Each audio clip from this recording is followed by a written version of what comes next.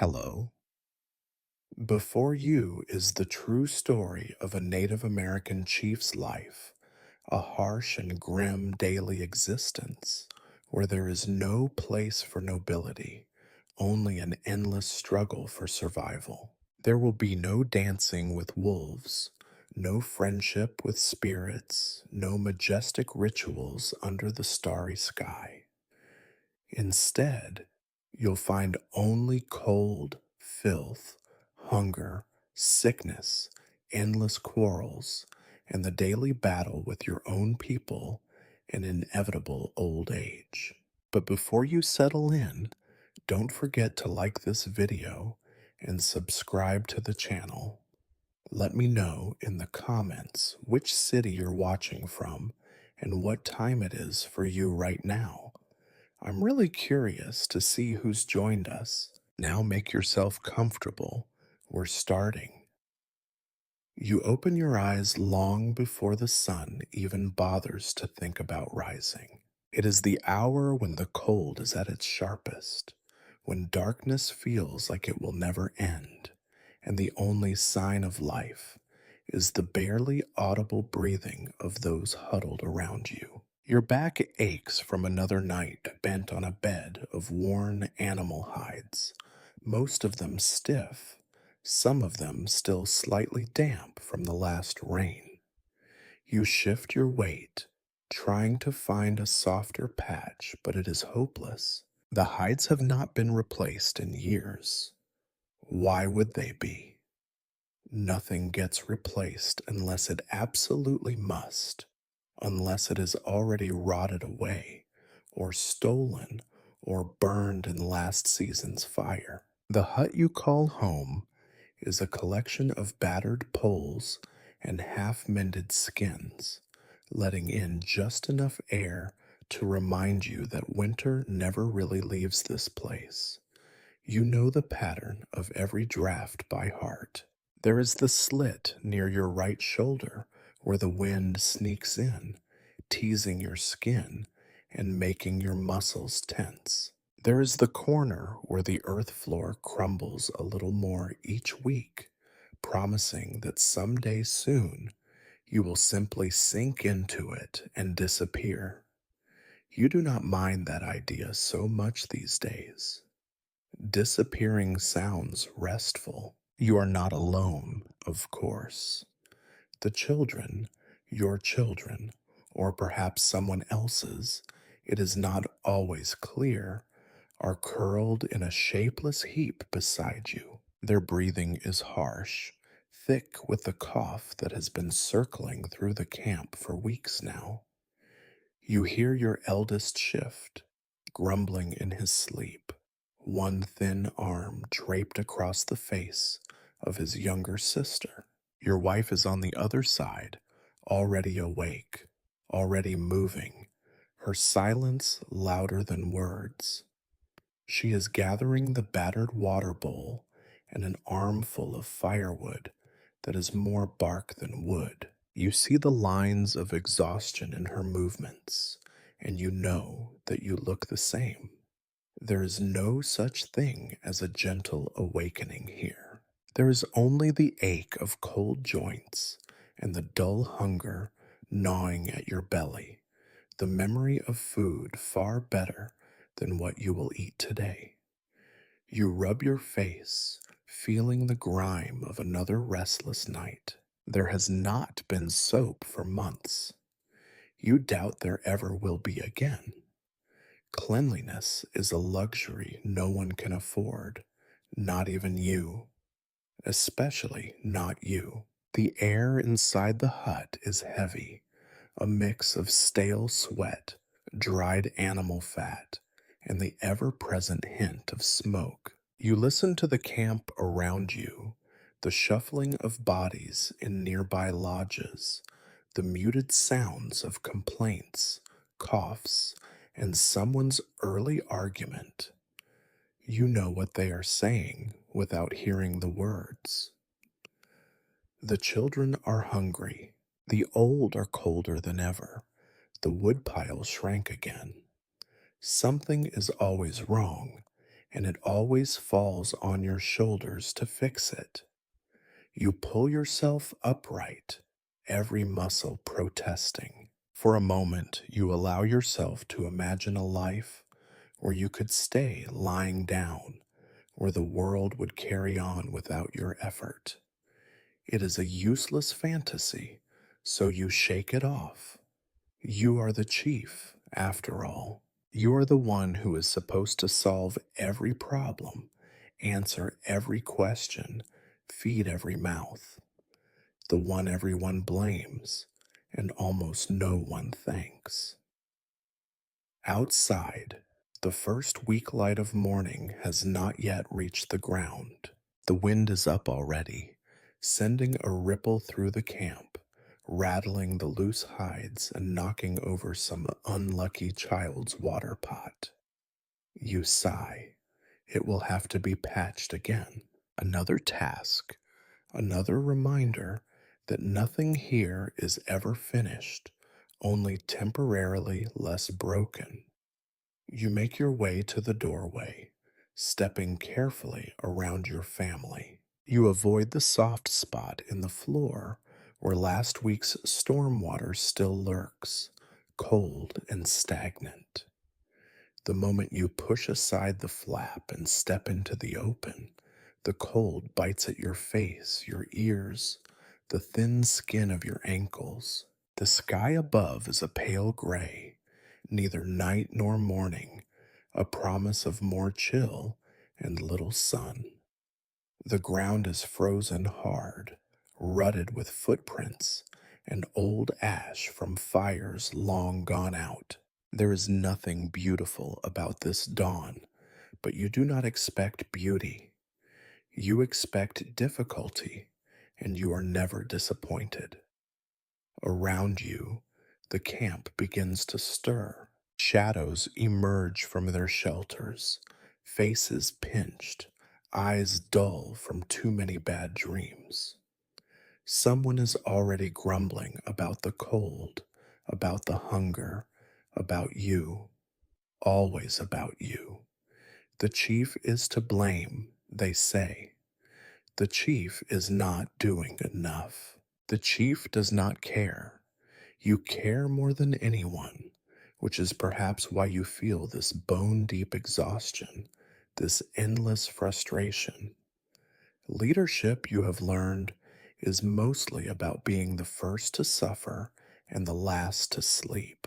You force yourself to stand tall, to walk with purpose, even though you would rather curl back into the warmest corner and disappear. It would be easier, you think, to be a child or an old man, but you are not allowed the luxury of either. You are the chief, and that means you must act as if you have all the answers, even when you have none.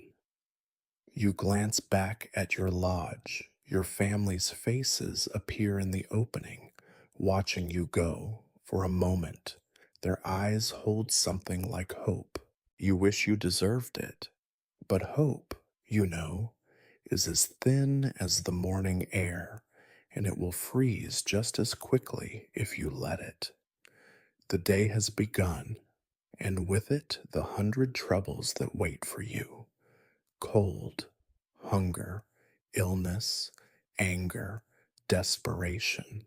The same as yesterday, the same as tomorrow, a pattern that never changes and never ends. You square your shoulders, take a deep breath of air so cold it stings, and step forward into another joyless day as chief. Your family, for all its fragile closeness, is not a source of comfort. It is a collection of burdens, shifting and heavy, strapped to your back from the first breath of morning until the last flicker of the dying fire at night. As chief, you are responsible for every squabble and every disappointment, especially those that take root inside your own tent. Inside, your children stare at you with sunken, anxious eyes. They have inherited your cheekbones and your doubts. Their faces are smudged with yesterday's dirt, their clothes little more than tattered fragments of what once might have been fine deerskin, now patched with whatever rags your wife could beg, steal, or barter. It has been weeks since anyone had the luxury of real washing, months since any child ran barefoot in the grass with laughter on their tongue instead of a cough. You know the unspoken accusations in their silence. Why are we hungry again? Why does the wind always find us at night? Why do the other children have thicker blankets? You are the chief, are you not? Where are the miracles your stories promised?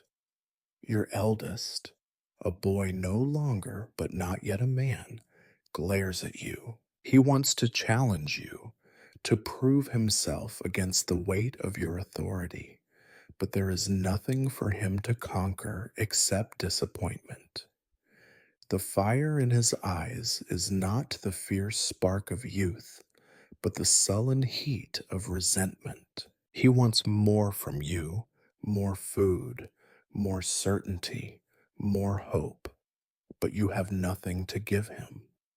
He is already learning that leadership is mostly explaining why things are not your fault. Your wife, meanwhile, moves with practiced efficiency, stacking dry twigs in the fire circle, frowning at the little one who whines for water that is not there. She is as thin as the rest of you, shoulders stooped, her hair tangled with bits of last year's leaves. There was a time when she laughed, before hunger hollowed out her cheeks, before responsibility aged her beyond her years. Now, laughter is a memory. She no longer asks you for anything because she knows you have nothing left to offer except apologies. Sometimes she looks at you with eyes that remember how things were when you were just another young man with dreams. Sometimes she looks at you as if you are a stranger who has failed her. In the corner, the youngest coughs, a dry, hacking sound that rattles her whole body.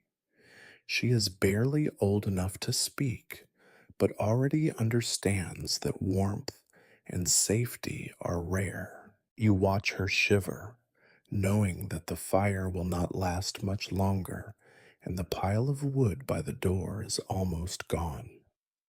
If you ask for help, the old men will grumble, and the young ones will pretend they did not hear. Everyone is tired, everyone is hungry, and you are the one meant to solve these problems. You walk among your family, handing out what little there is for breakfast: a few dried berries, a chunk of stale corn mush, a handful of sour acorns that no one else wanted.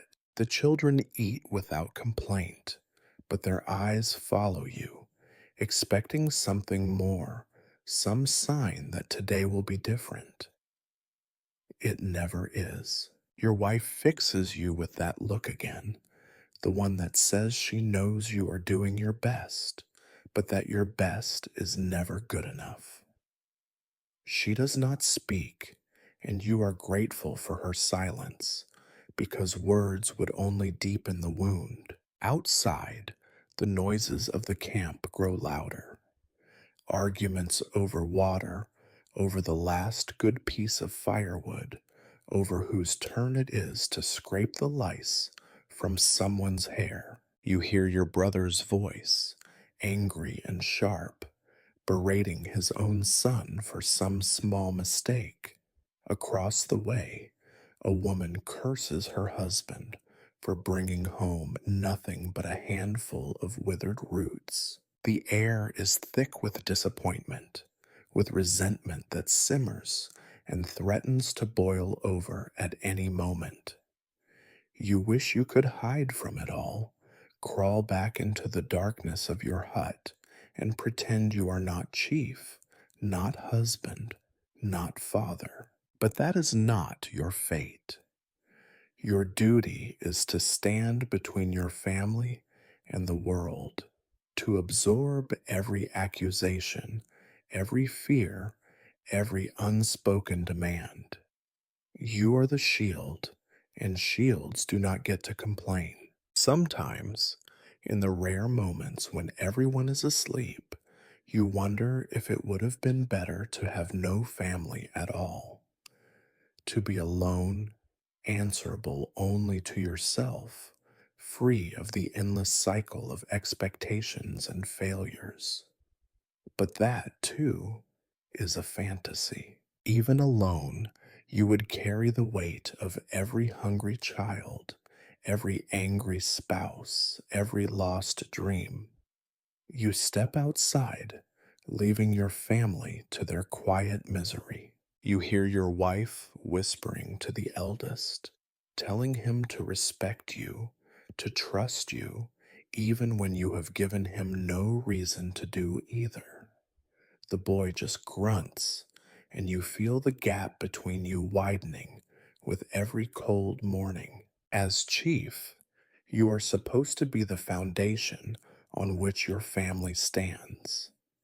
In reality, you are just another crumbling stone, one more tired soul struggling to keep from sinking beneath the mud. Family, like everything else in this life, is not a blessing, but another trial, and the day has barely begun.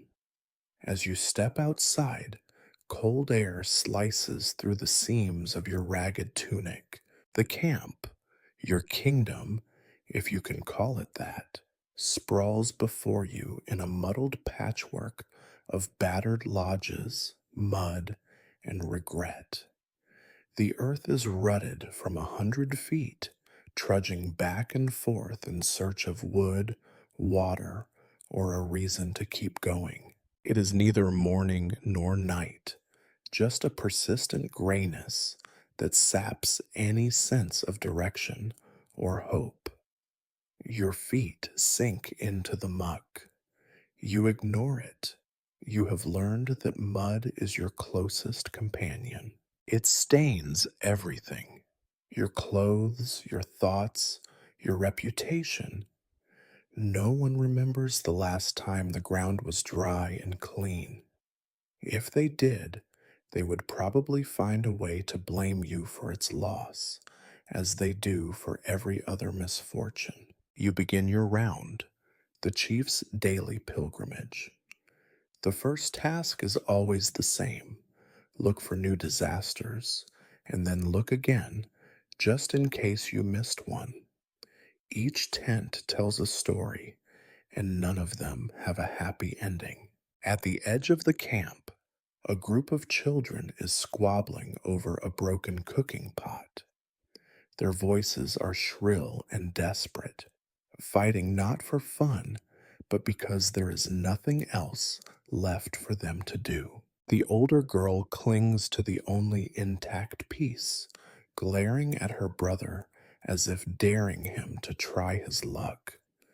You know that later their mother will come to you, demanding that you find a way to fix what cannot be fixed. Further on, a group of women is arguing over the water supply. The small barrel stands half full, surrounded by mud, the water itself tinged with flecks of dirt. Someone is accusing someone else of taking more than her share. Accusations fly, words like thieves, liars, lazy. You hear your own name more than once, uttered with that familiar edge of disappointment and blame. The water is never enough. Even when it rains, there are always more mouths to fill than drops in the barrel. You move on, passing the animal pen, which is hardly worthy of the name. The last scrawny horse stands with its head down, ribs showing through patchy hair. The wooden enclosure sags on one side, The result of last week's storm. Someone was supposed to fix it. No one did. The horse's eyes meet yours, and you almost see reproach in them. You would apologize if it would help, but animals do not care for apologies any more than people do. Near the center of the camp, the elders sit in a loose circle, wrapped in what little remains of their dignity. They watch everything, see everything, and offer nothing but criticism. Their eyes follow you as you walk by, measuring, judging, remembering every decision you ever made. One of them calls out, a reminder that the communal fire needs more wood, that the night was colder than it should have been, that the old ways are being forgotten. You nod, promise to take care of it, knowing full well that by tomorrow they will have another list of grievances. A young woman pulls at your sleeve. She says her husband has gone missing. Again, you ask where he was last seen. She shrugs, eyes darting nervously, maybe by the river, maybe behind the hill. You offer some words of reassurance, which you do not believe, and tell her you will send someone to look. You both know it will not help. Men disappear sometimes. Sometimes they return, broken and silent. Sometimes they never do.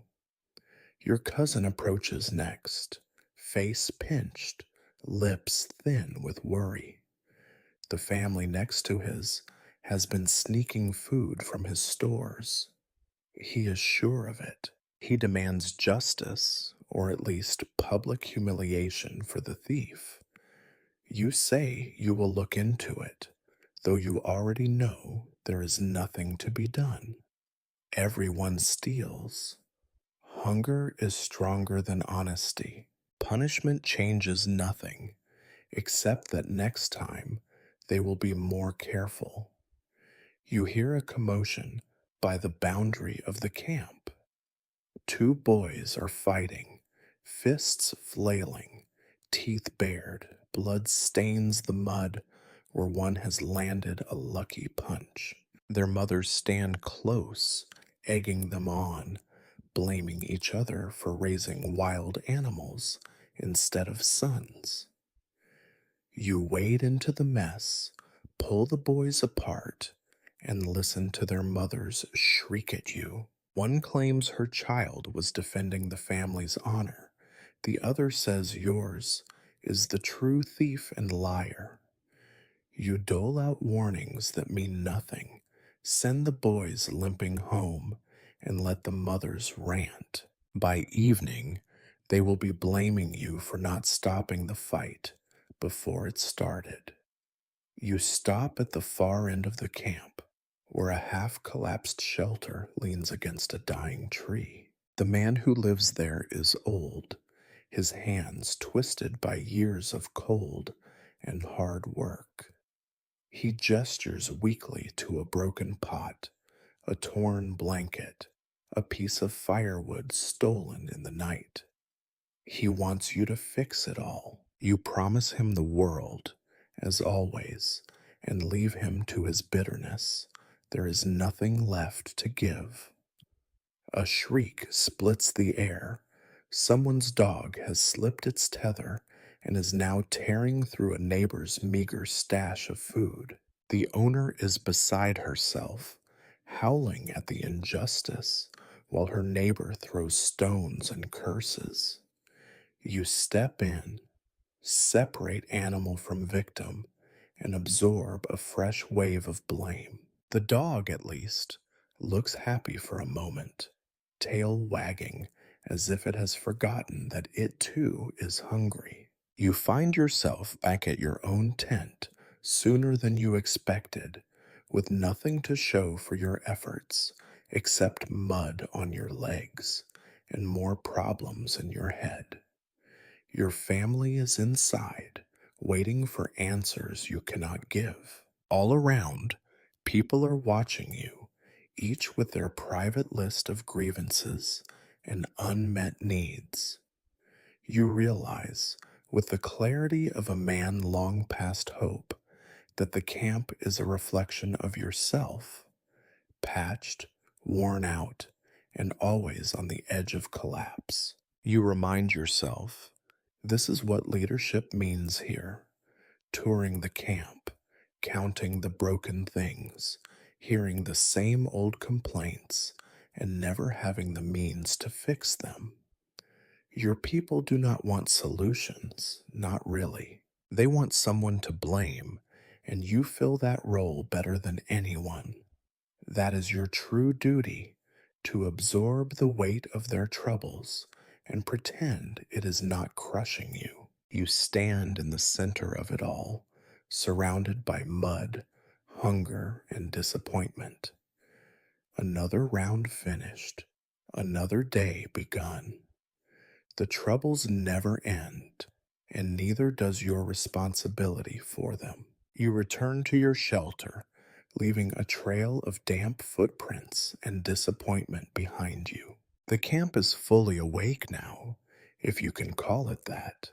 Awake in the way a person opens their eyes during a nightmare, but knows better than to hope the dream is over. The first meal of the day awaits. If the word meal still holds any meaning here, it is only because no one has found a better word for ritual humiliation. Inside your tent, the children are waiting, hunched and silent. The eldest feigns indifference, poking at the cold ash of the fire pit. The youngest has already given up the pretense of patience and simply whimpers quietly, staring at you with the blank, trusting eyes of someone too small to know the world is broken. Your wife is dividing the breakfast with the grim precision of a mortician. She does not look at you. She does not need to. You feel her disappointment in the set of her shoulders, the way she does not ask if you have solved any problems this morning. You have not, and she knows it. Breakfast is a ceremony of scarcity. Today, you are lucky.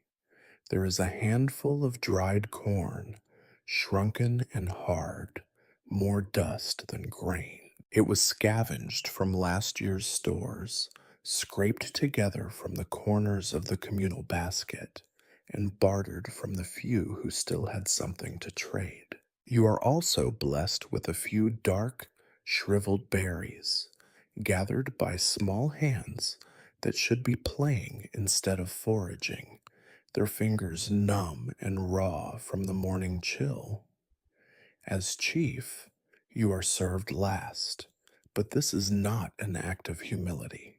It is necessity. You cannot allow yourself to be seen eating before others, not when they are already certain you eat too well and sleep too warm. Your wife doles out the portions. Each child receives 3, maybe 4 kernels. The eldest glares at his meager pile and then at you, as if you have the power to conjure more from thin air. The youngest tries to count her share, then gives up and simply puts it all in her mouth at once. Your wife's share is no bigger, and she swallows it with a look of resignation that you have seen every morning for as long as you can remember. Finally, she offers you your portion. It is smaller than the rest, though she does not say so. She presses it into your palm, her hand cold and bony. For a moment, you imagine what it would feel like to hold her hand for comfort, not as a vessel for food that does not exist. But you have learned not to dwell on such thoughts. Dreams of tenderness are as rare as fresh meat. You chew each kernel slowly, grinding it between your teeth until it dissolves into a tasteless paste. The act of eating is a kind of meditation. You have learned to stretch a few mouthfuls into something resembling a meal, to pretend that your stomach is less empty if you eat with enough ceremony. You glance around, watching your family do the same. No one speaks. The silence is heavy, broken only by the sound of teeth on hard grain, the occasional cough, the shifting of bodies trying to find a little more warmth by the fire that refuses to revive. Outside, you hear the voices of your people rising in complaint. The children are fighting again, this time over a scrap of hide they are pretending is bread. The elders are already bickering over who will have the next turn at the water pot. Every sound carries the same message. There is never enough, and it is always your fault. You finish your portion and pretend it is enough. You thank your wife, though the words sound empty in your own ears. She nods, already turning to the next task, scraping the ashes for any missed grain, gathering the cups to fetch more water, checking the woodpile and finding it, as always, nearly gone.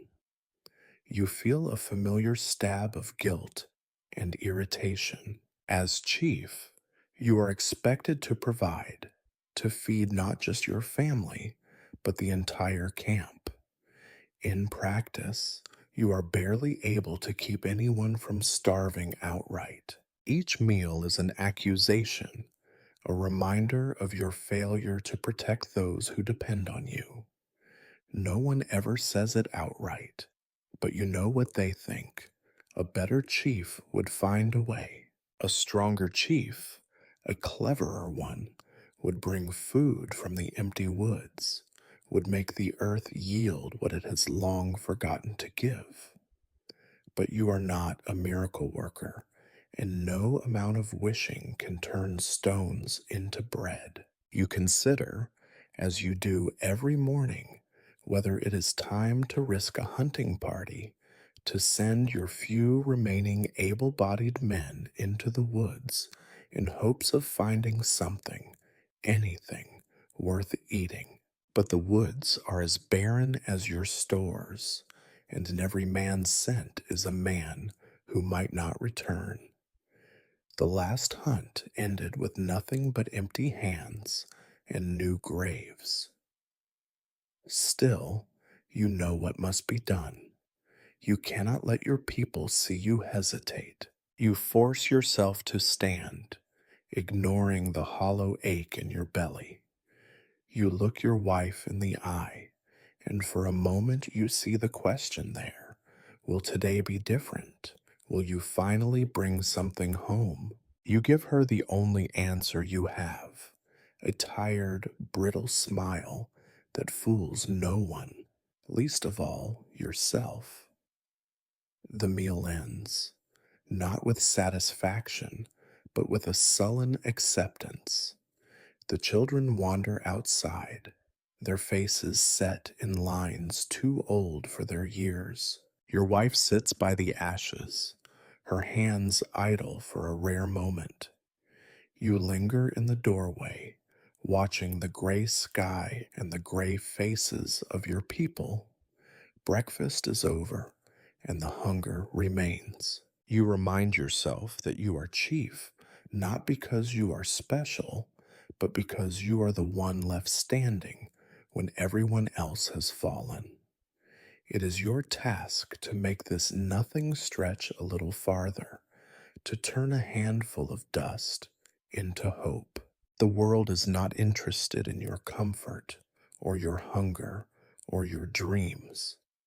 It only cares that you keep going, day after day, meal after meager meal, pretending that it is enough. As you step outside to face the camp once more, you cannot help but wonder how many more mornings you will be able to sell the illusion of plenty on an empty stomach. If there is a single ritual that truly defines your existence as chief. It is the Council of Elders, a daily gathering that promises wisdom but delivers mostly headaches. After breakfast, when everyone's stomachs are just empty enough to sharpen their tempers, but not yet so empty as to make them silent, you summon the oldest and allegedly wisest members of the tribe. This is not an honor, though the stories say it should be.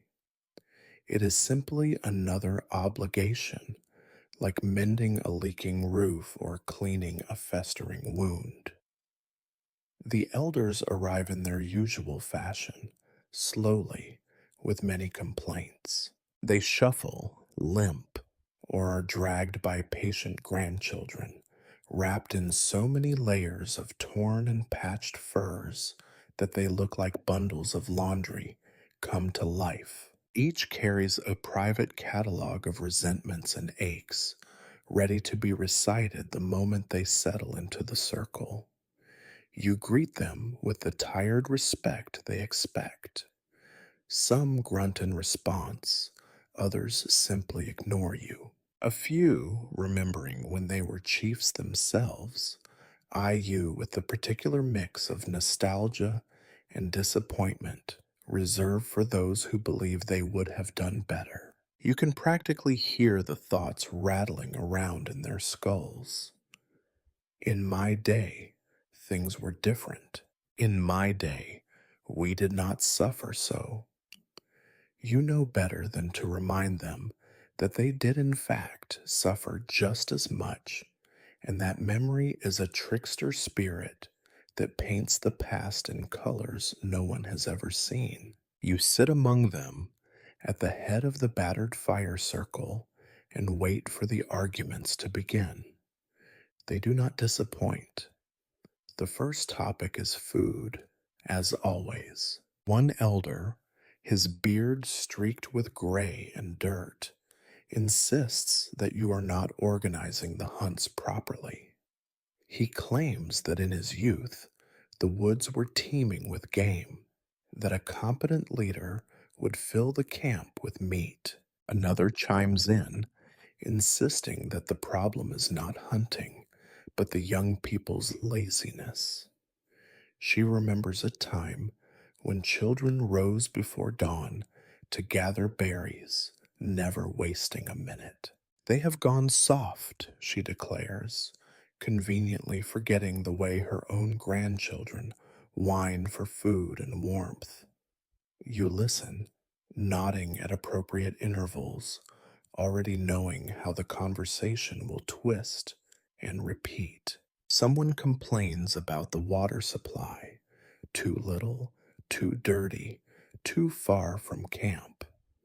Someone else blames the women for using too much for washing, as if anyone here remembers what it feels like to be truly clean. Another accuses you, directly this time, of favoritism in the distribution of what little is left.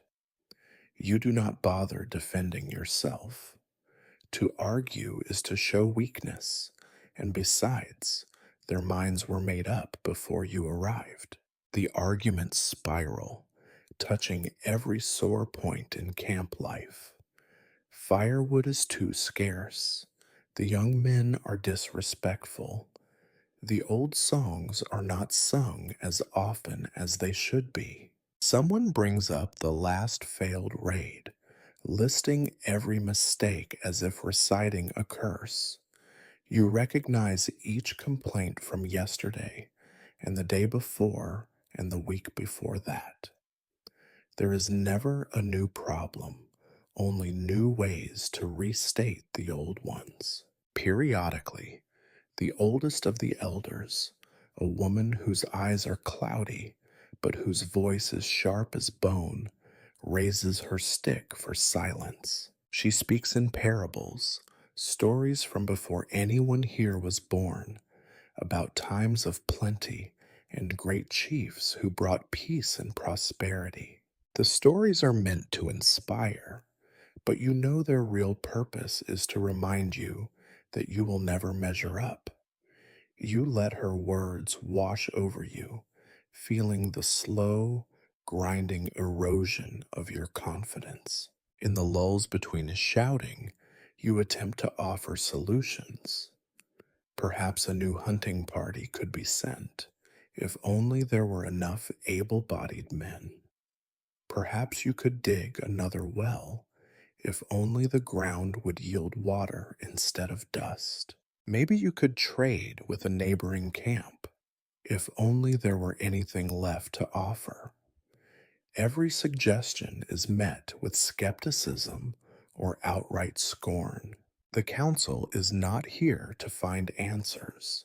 They are here to remember a world that never really existed and to blame you for the one that does. After hours that feel like days, the meeting ends, as it always does, with nothing decided and everyone slightly more irritated than before.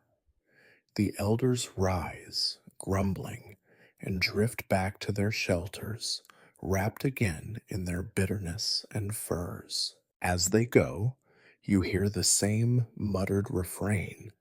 The chief is too young, too weak, too slow. Sometimes they even say it to your face. You remain by the fire, poking at the cold ashes, feeling the weight of all their words settle on your shoulders. You try to remember if there was ever a time when you left a council feeling hopeful or even merely exhausted instead of utterly defeated. If there was, you have forgotten it. The rest of the camp waits for your decisions, unaware that you have nothing to offer but the illusion of leadership. The council has spoken, and as usual, said nothing at all. Another day, another argument, another reminder that the past was always better, at least in memory, and the present is yours to suffer through alone. You get up, brush the dirt from your hands, and prepare to face the endless duties of a chief whose only real power is to absorb blame and keep moving forward. The council is over, but the arguments never truly end. They only pause, gathering strength for the next round. If you are lucky, the council ends before noon, and you have just enough daylight to assemble a hunting party. If you are unlucky, which is most days, the elders' arguments drag on until the sun is halfway across the sky and you have to rush out, hoping that some small animal will be foolish enough to show itself before darkness returns. Today is neither better nor worse. You gather the men and boys, those old enough to carry a weapon, young enough to still believe the world might spare them, and march into the woods that once promised plenty and now offer only shadows. You do not lead because you want to. You lead because it is expected, because no one else will.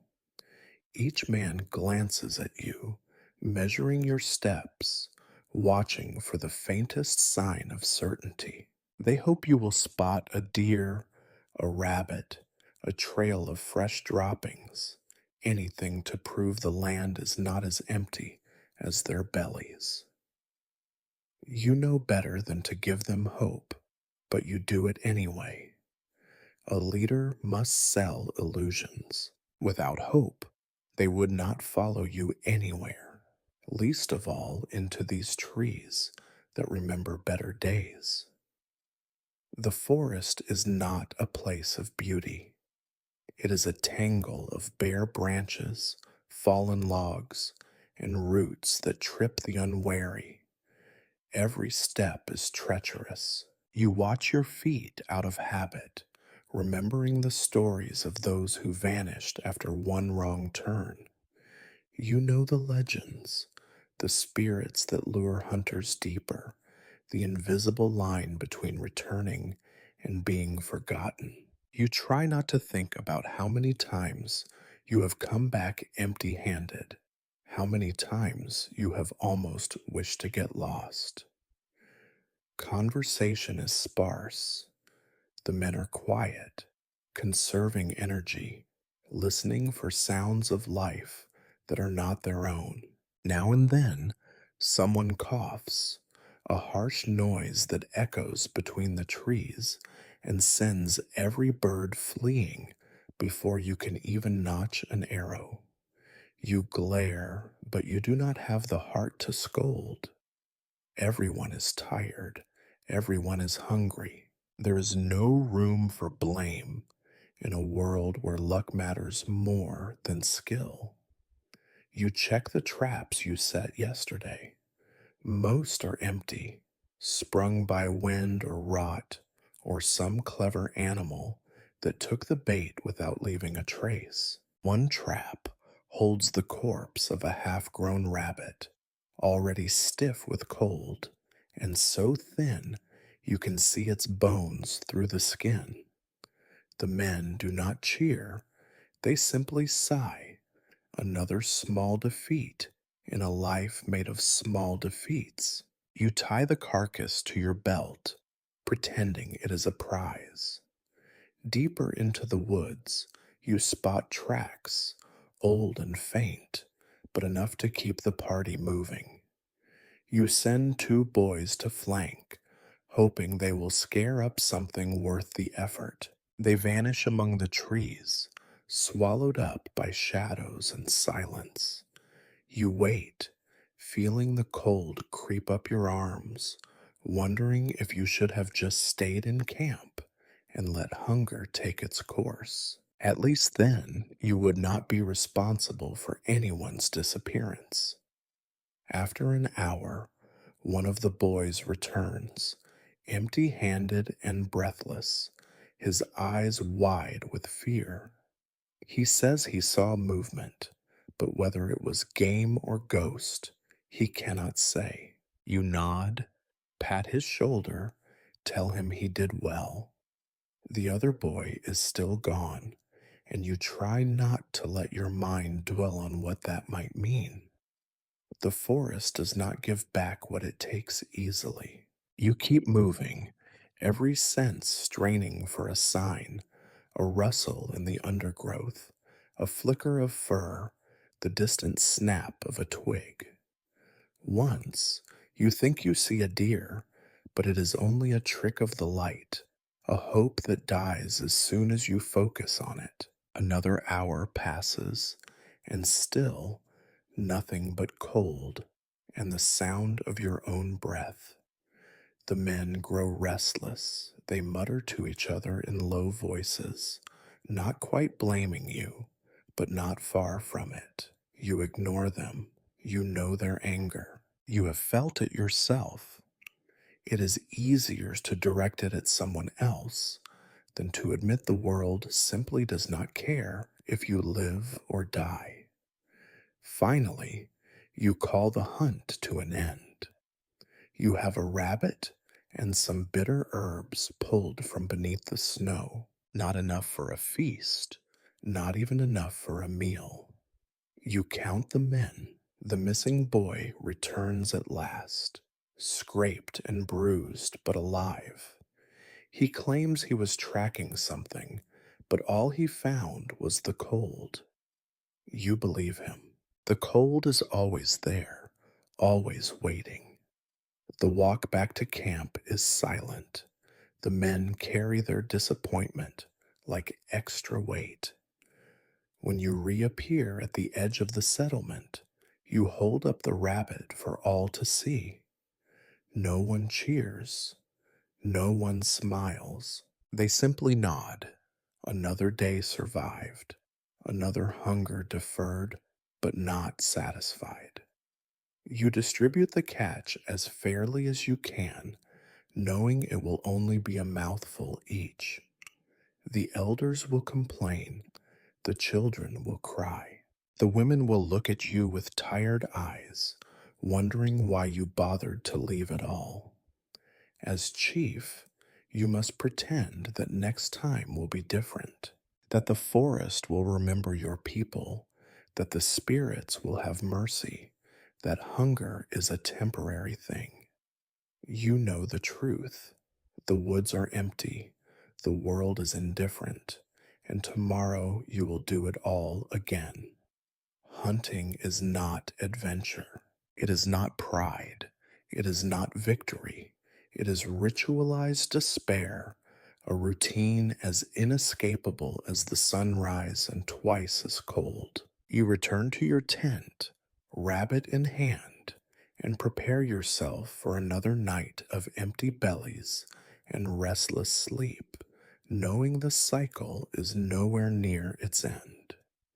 You trudge back into camp with the hunting party, each step heavier than the last.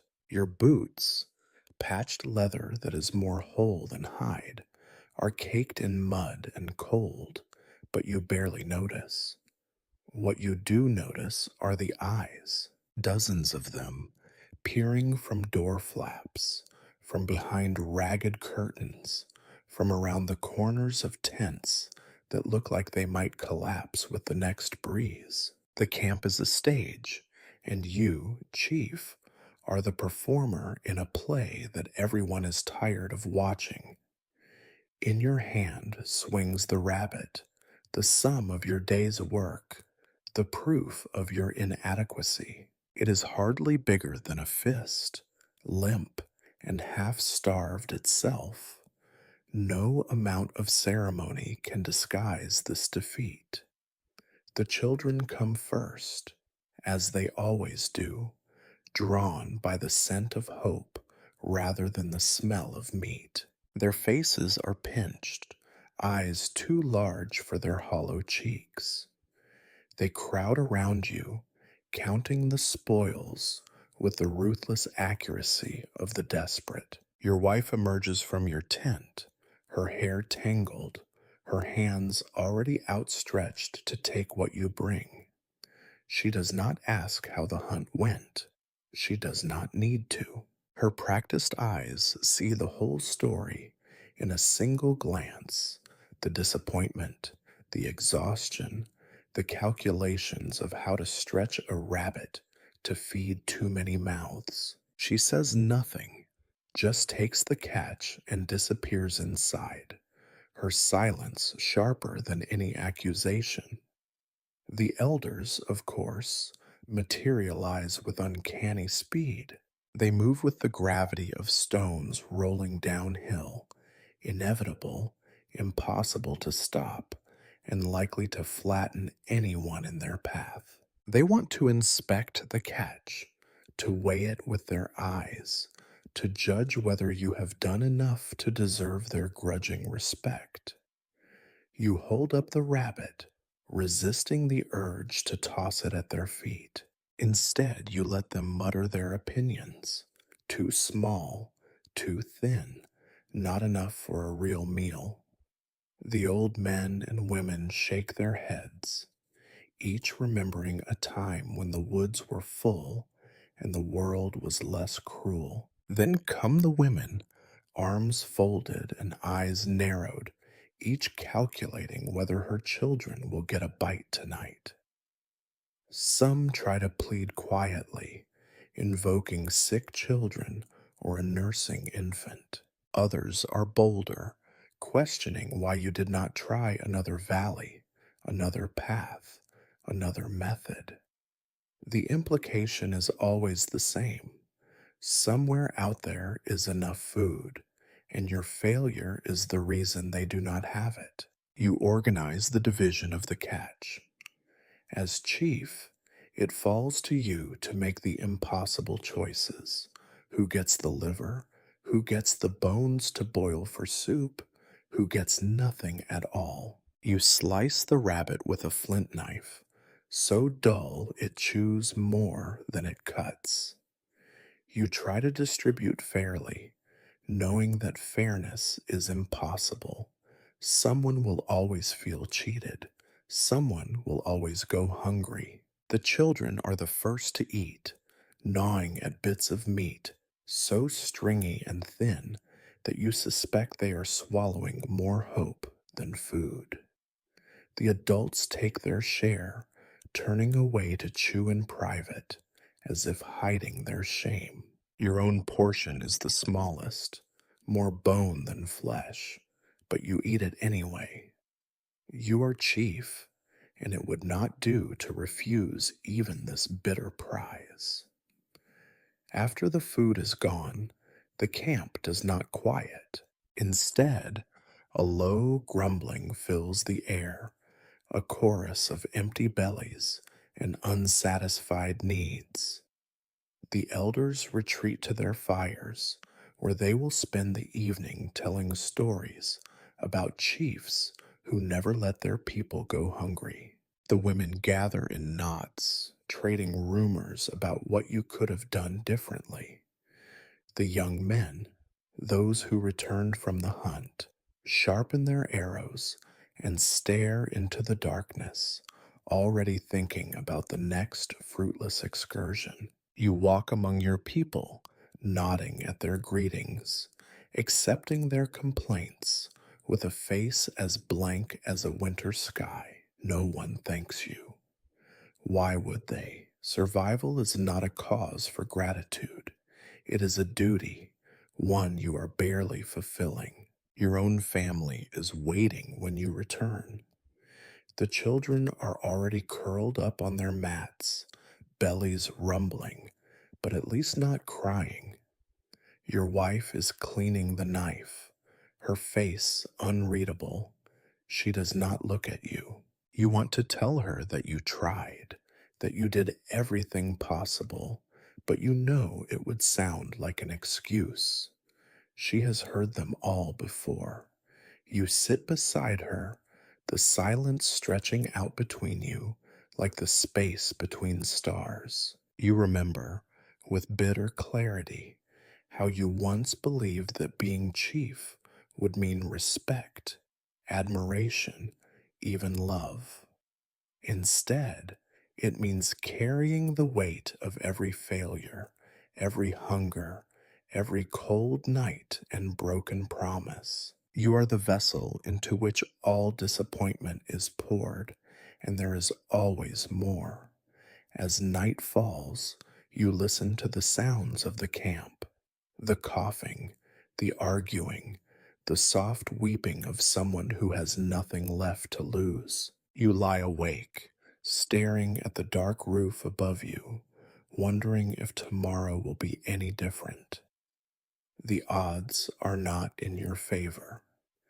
Tomorrow will bring new needs, new failures, new eyes waiting for you to do the impossible. This is what it means to return as chief, to carry the weight of disappointment, to offer hope when you have none, to pretend that next time will be better when you know in your bones that it almost certainly will not. You wake before dawn, already dreading what the day demands. The air inside your shelter is colder than it was yesterday. It will be colder still tomorrow. The season does not sneak up on you. It announces its coming with sharp, relentless teeth. In theory, winter should be a challenge your people know how to meet. Gather wood, dry meat, repair tents, insulate, prepare, survive. In reality, it is an enemy that grows stronger with each passing hour, and your defenses are nothing more than a handful of rotting sticks and fading memories. As chief, you are the one who must give the orders. You do not have the luxury of complaining, though you feel it in every brittle joint. You force yourself upright, rub the stiffness from your fingers, and step outside into a world that feels smaller and harder than it did the day before. Frost glitters on the ground, beautiful only in the way hunger can be beautiful, a pattern that means nothing but misery. Your first task is always wood. It is never enough. The children are sent to scavenge fallen branches. The women strip bark and hunt for anything that will burn. The men take turns felling what sickly trees remain, though each swing of the axe seems to yield less and less. Your people eye every fire with suspicion, as if it might be burning too hot, too long, wasting the precious fuel that keeps the cold at bay. You walk from tent to tent, inspecting the meager piles, pretending to be confident. Just one more day's work, and we will be ready, you say. No one believes you, least of all yourself. Next comes food. You organize what little is left: dried roots, a few handfuls of nuts, strips of sinew so tough they might as well be leather. There is a pot of thin broth bubbling over the communal fire, seasoned with memories rather than spices. Each family contributes what they can, which is never enough. The women distribute portions with clinical precision, their faces set in masks of grim determination. There is no joy in these preparations, only the slow motion panic of knowing that every meal brings you closer to starvation.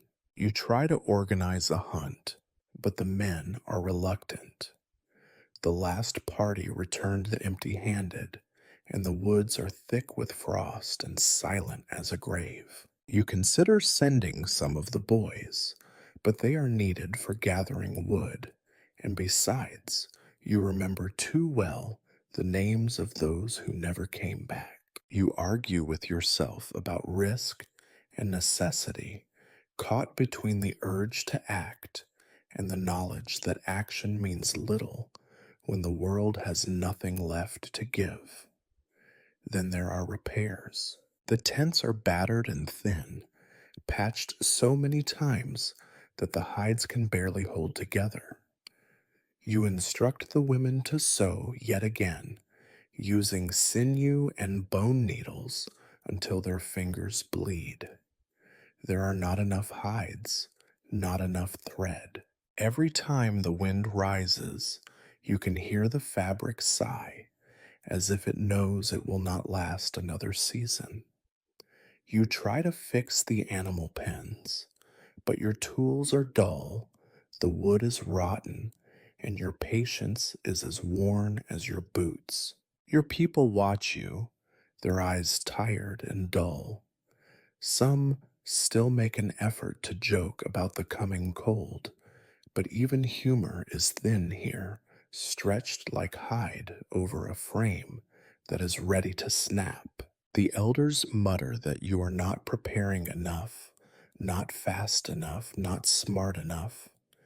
They remember winters when the tribe was larger, the food stores heavier, the fires warmer. You want to remind them that the world has changed, that rivers dry up, forests die, and nothing grows as it once did. You say nothing. Complaints are as pointless as prayers. As the sun climbs reluctantly across the gray sky, the camp is a scene of endless, hopeless industry. The children haul branches, tripping over roots and each other. The women scrape hides, their breath rising in clouds. The men drag logs, swearing at the cold and at you. There is no singing, no laughter, just the sound of hands worrying, feet trudging, teeth chattering. You want to believe that all this effort will make a difference, that you can outwork the cold, but you have seen too many winters to have faith in hard work alone. You check the stores one more time before night falls. They are as empty as ever. You add up the days, the portions, the mouths. No matter how you divide it, someone will go hungry. The best you can hope for is that it will not be your own family, and even that hope feels selfish. As darkness settles, you gather your people around the fire.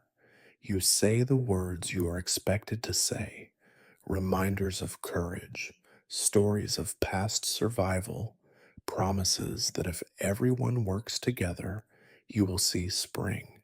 The fire crackles, the wind howls, and your people listen not because they believe, but because they have no other choice.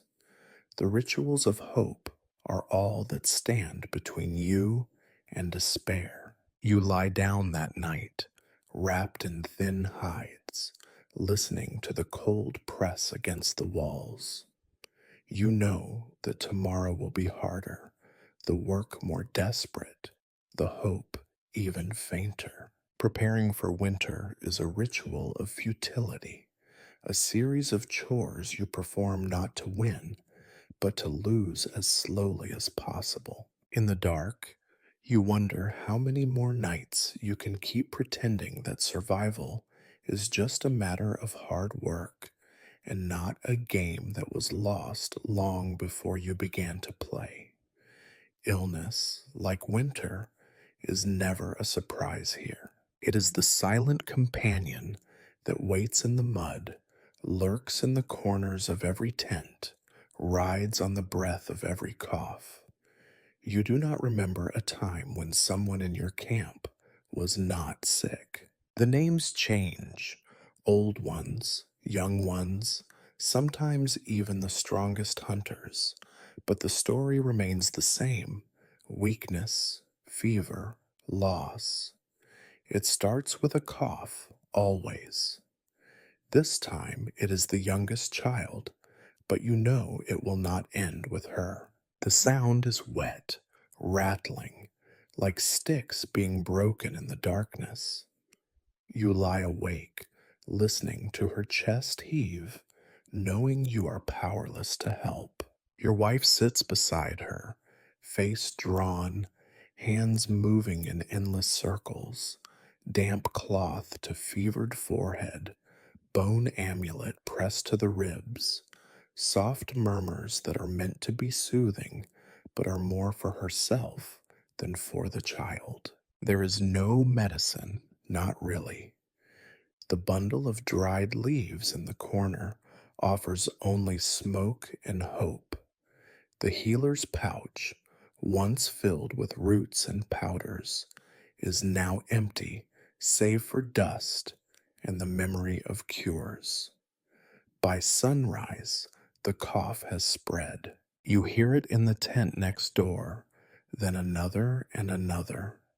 It rolls through the camp like a tide, impossible to hold back. You step outside and see the signs everywhere: eyes rimmed with red, cheeks slick with sweat, shoulders slumped under invisible burdens. Some pretend it is nothing. Others do not bother. You know the faces of those who will not see spring. You call for the healer, an old woman whose hands tremble with age and exhaustion. She arrives wrapped in so many layers she looks like a scarecrow. Her eyes are sharp, but her voice is thin. She examines the sick, pokes at bellies, lifts lids, listens to lungs. She mutters about spirits and balance, about the world being out of joint. She smears ashes on foreheads and burns bitter herbs, filling the tents with smoke that does nothing to stop the fever. Her rituals are the last remnants of an old science, one that fails more often than it heals. Your people look to you for answers. You have none. The best you can offer is a bucket of water, a clean rag, a reassuring lie. It will pass. It always passes. You do not say that sometimes it passes over the living and takes them with it. The dirt is everywhere. You see it caked in the lines of children's hands, under the nails of the sick, on the walls of the tents. Clean water is scarce, and soap is a myth from the time before. You organize a futile effort. Everyone must wash, must sweep, must air out bedding in the sharp, unkind wind. It is a performance, a ritual to keep fear at bay. The healer shakes her head, but helps anyway, muttering that spirits are not fooled by busy hands. The days pass in a gray fog. Some children improve, their coughs softening, their eyes regaining a hint of mischief. Others fade, their faces growing gaunt, their limbs thin as twigs. You watch mothers try to bargain with fate, offering their own meager food to the sick, sacrificing sleep to keep the fire burning through the night. The fathers turn away, pretending strength they do not feel, anger simmering behind their silence. Death is quiet here. It does not announce itself with drama. It slips in while you are not looking, steals a breath, a heartbeat, a name. When a child dies, there is no wailing.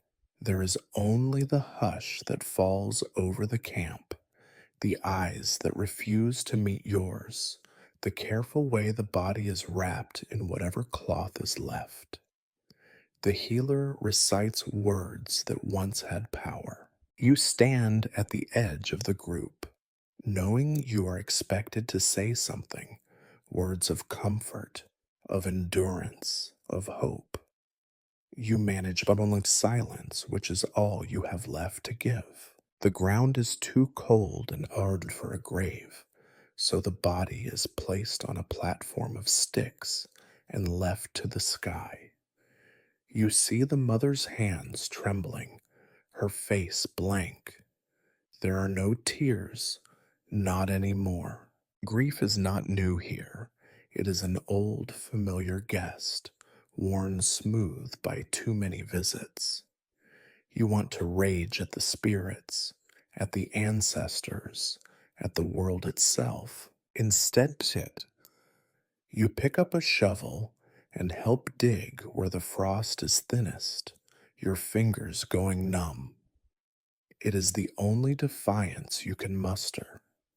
The sickness lingers, draining what little strength remains. Those who survive walk a little slower, speak a little softer, carry another invisible scar. You pretend that things will get better, that the worst is behind you. You tell the people to gather, to eat, to share what they have left. You try to make them believe that endurance is its own kind of victory. Inside your own tent, you hold your daughter as she sleeps, her breath raspy but steady for now. Your wife's eyes meet yours, full of exhaustion and accusation.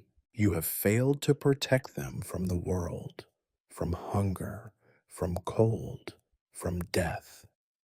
But you keep pretending, because that is what chiefs do: pretend, endure, survive. The healer leaves in the night, muttering to herself. In the morning, you find her sitting by the river, her head bowed. She tells you that some things cannot be fixed, not by chiefs, not by spirits, not by anyone. The camp settles back into its slow, desperate rhythm. The dirt remains, and the helplessness. You steel yourself for another day, another round of loss, knowing that illness is as much a part of life here as hunger and cold, and just as impossible to escape. You do not remember a time when the neighbors were not a problem. You do not remember a time when there was such a thing as a true neighbor. Neighbor is just another word for enemy who has not yet bothered to attack, or for someone you have not yet found an excuse to blame for your own misery. From the earliest hours, the threat is present. It creeps in with the fog, waits outside the boundary of your camp, haunts every story told around the fire.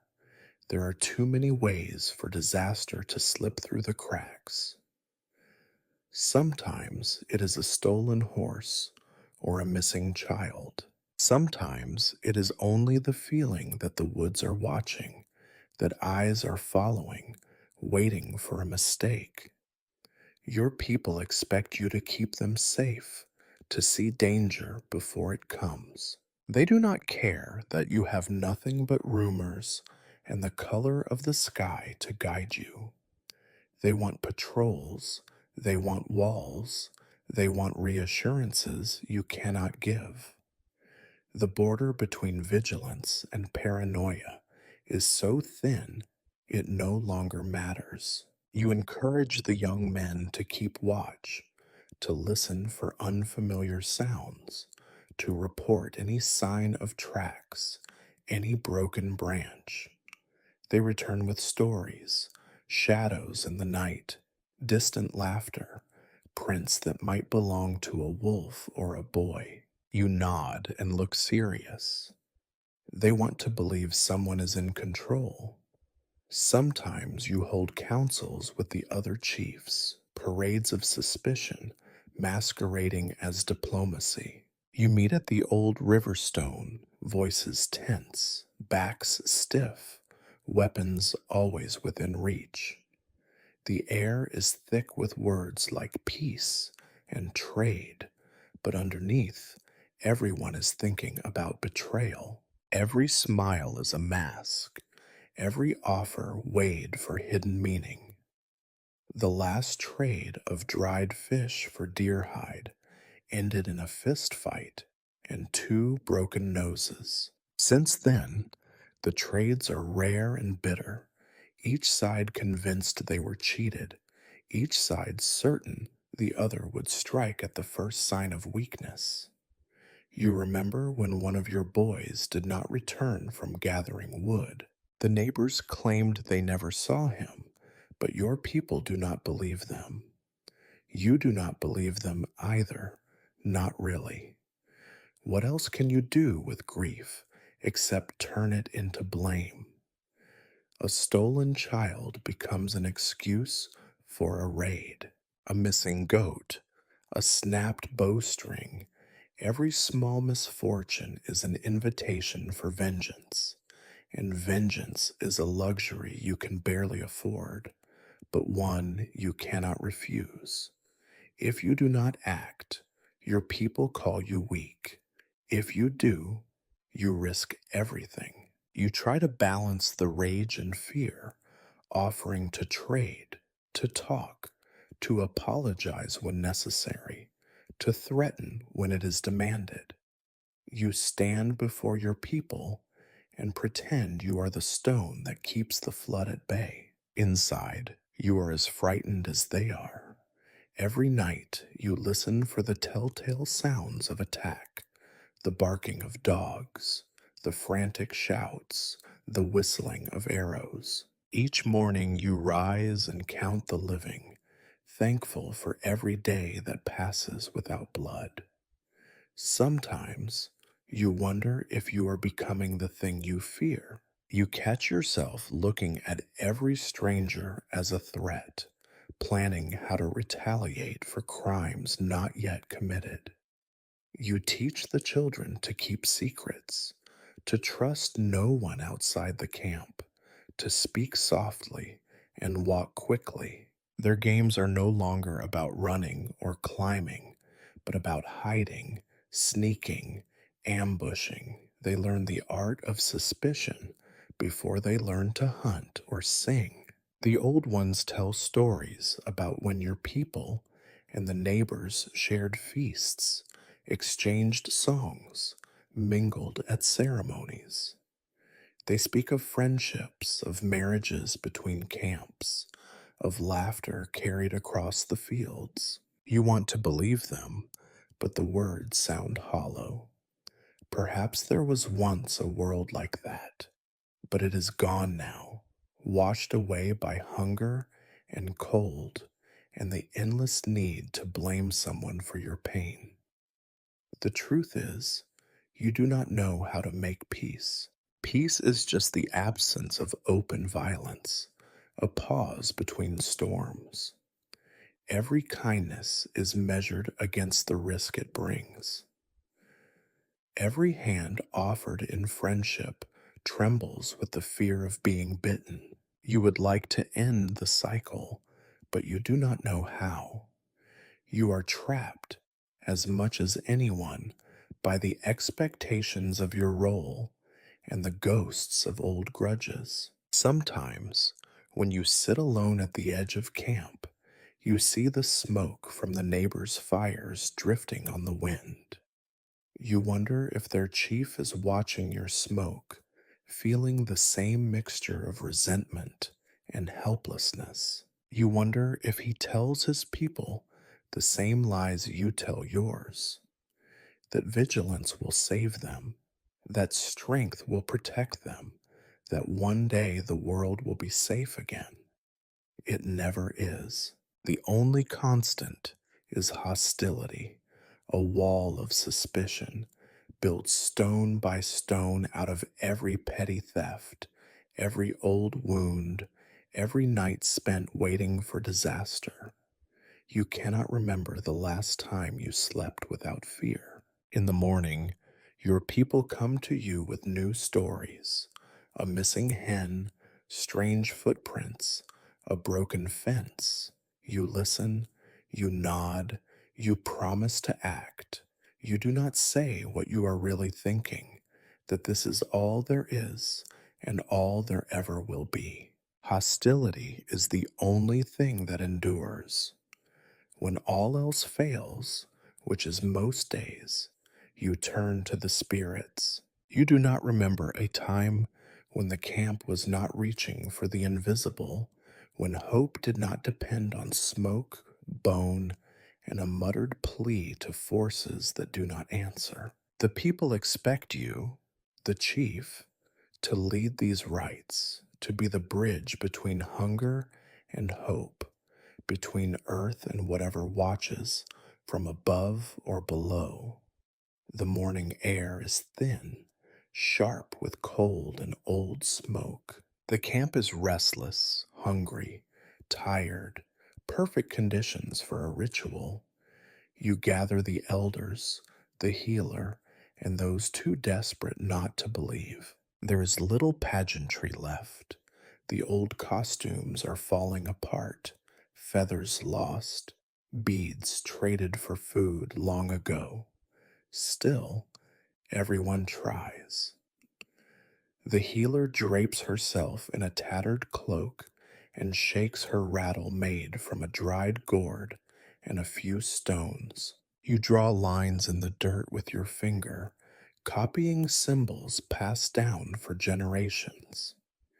You do not know what half of them mean anymore, but you perform them anyway, because tradition is sometimes the only thing holding this camp together. The smoke is the first thing that fills the air, burning your throat and making your eyes water. Bitter herbs, scavenged bark, a few dried berries, each thrown on the fire as an offering. The smell is sharp and strange, a reminder of all the things you wish you still had. The people gather in a circle, faces hidden by shadow and the rising haze. You hear the children cough. You hear the old ones mutter, each for their own dead or their own lost luck. You begin the chant. The words are old, worn smooth by years of repetition, their meaning more in the rhythm than the language. The healer's voice joins yours, then the others follow, murmuring, pleading, a single thread of sound against the weight of cold and hunger. You lift your hands, calling on the spirits of wind, rain, game, and harvest. You call on ancestors whose bones are dust beneath your feet. You ask for mercy. You ask for strength. Most of all, you ask for a miracle, though you have stopped believing in miracles yourself. The ritual continues as it always does, the rattle shaking, the smoke billowing, the circle of believers swaying in unison. At the height of it, someone collapses, overcome by the smoke, by hunger, by grief, by the sheer exhaustion of hoping for what never comes. You pause, wait for them to recover, then continue. Nothing can interrupt the rite. The world will not wait for the weak to catch their breath. The fire burns down to embers. The healer sprinkles the last of her powder into the flames and reads the shapes in the smoke. She sees deer, she says, or maybe a river, or a sign that the worst is nearly over. Her words are careful, vague enough to comfort, never specific enough to prove wrong. The elders nod, some genuinely hopeful, some just grateful for a moment's distraction. You end the rite with a promise. You promise the spirits have heard. You promise that good fortune is on its way, that the hunt will be better, the illness will pass, the cold will ease. You do not say that you are lying or that you have made these promises so often. You no longer know if you are speaking to your people or to yourself. The crowd disperses. Some return to their chores, moving a little faster, carrying the faint spark of hope like a dying ember. Others linger by the fire, searching the ash for signs, unwilling to let go of the illusion just yet. The children play at copying the dance, their voices imitating your chants in high, mocking tones. You watch them, remembering how you once believed, how you once thought the world could be changed with enough faith. As chief, you do not have the luxury of disbelief. Faith is another tool, another shield. Even if you know the spirits do not answer, you must act as if they might. The camp needs hope, even false hope, as much as it needs food or fire. Without it, the thin line between endurance and despair would snap, and the cold would be the least of your worries. Night falls quickly. You sit beside the dying fire, the smell of burnt herbs clinging to your skin. You think about all the prayers you have uttered, all the rituals you have performed. You think about all the miracles that never came, and how each one left you a little more hollow. Tomorrow, you know, there will be new troubles, new wounds, new reasons to beg the sky for mercy. Tomorrow, you will gather the people again, and once again you will raise your hands to the indifferent heavens and hope that pretending is enough to keep them going one more day. You go to bed with the taste of smoke in your mouth, telling yourself, as you do every night, that maybe, just maybe, someone or something is listening. But if they are, their silence is as cold as the winter wind. If hope has a grave in your camp, it is marked by the children. You look at them each day, mud smeared, hollow cheeked, dressed in rags that no longer fit, and know that the future has never looked more unwelcoming.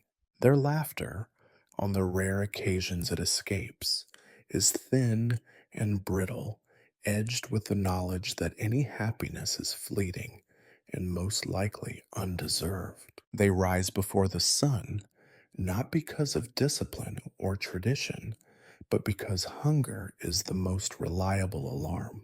You watch as the youngest crawl from their nests of bundled hides, shivering and rubbing sleep from their eyes, already alert to the possibility of scraps. Breakfast is whatever can be found: a gnawed bone, a handful of shriveled berries, a cup of lukewarm water that tastes faintly of ash. You see them squabble over the smallest crumb, voices sharp, faces wary. Even play is tinged with suspicion. There is no room for generosity when there is barely enough for one. They have chores before they have dreams. By the time the sky has lightened to gray, the older ones are already outside, gathering wood or scouring the frostbitten earth for roots. They carry burdens that should belong to adults: buckets of icy water, armfuls of twigs, baskets so empty they seem to mock the effort it took to fill them. Their hands are chapped and raw, skin cracked and bleeding, but they do not complain. Complaints are wasted breath, as useless as wishing for a warm bed. The children have games of a sort. You watch them sometimes, circling each other in mock battles, throwing handfuls of dirt instead of stones, pretending to steal food from invisible neighbors. It is practice for the world they will inherit, a world where trust is a luxury and betrayal is as ordinary as hunger. You do not see many smiles. When you do, they are guarded, quick to disappear. You remember being told as a child that every hardship would make you stronger. You repeat the same lie to these children now because it is the only thing you have left to give. You are the hope of our people, you say, watching as they listen with eyes already too old. You must be brave, clever, patient. What you do not say: there is little to be brave for. Cleverness mostly buys you another day, and patience is just a different name for defeat. Illness moves through the children faster than it does through adults. You have buried more little ones than you care to count. The camp remembers each name, but only for as long as it takes to dig the grave or stack the pyre. After that, the stories shrink. She was clever. He could run fast. She was always singing. In the end, their memory is reduced to absence: a smaller share at dinner, one less body around the fire. The children grow up too fast, and not at all. Their bodies stretch thin, muscles and bones out of sync. The boys try to mimic the men, carrying dull knives and arguing about hunting or fighting, though most have never seen a successful hunt. The girls imitate their mothers, weaving baskets from brittle reeds, patching clothing that can no longer be patched, holding infants who might not live out the month. You watch as childhood contracts, becoming a short bridge between birth and survival.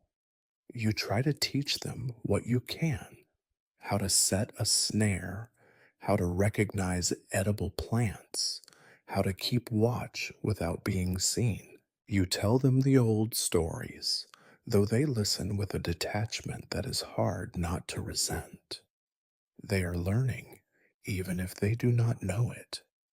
Not the lessons you hoped to pass on, but the ones the world insists upon: how to hide hunger, how to bear loss, how to outlast disappointment. Sometimes you catch a glimpse of what might have been: a flash of real laughter, a moment of kindness between siblings, the way the older ones will on rare days, shield the younger from the worst of the cold or the elder's wrath. These moments are as bright as sparks in the ashes.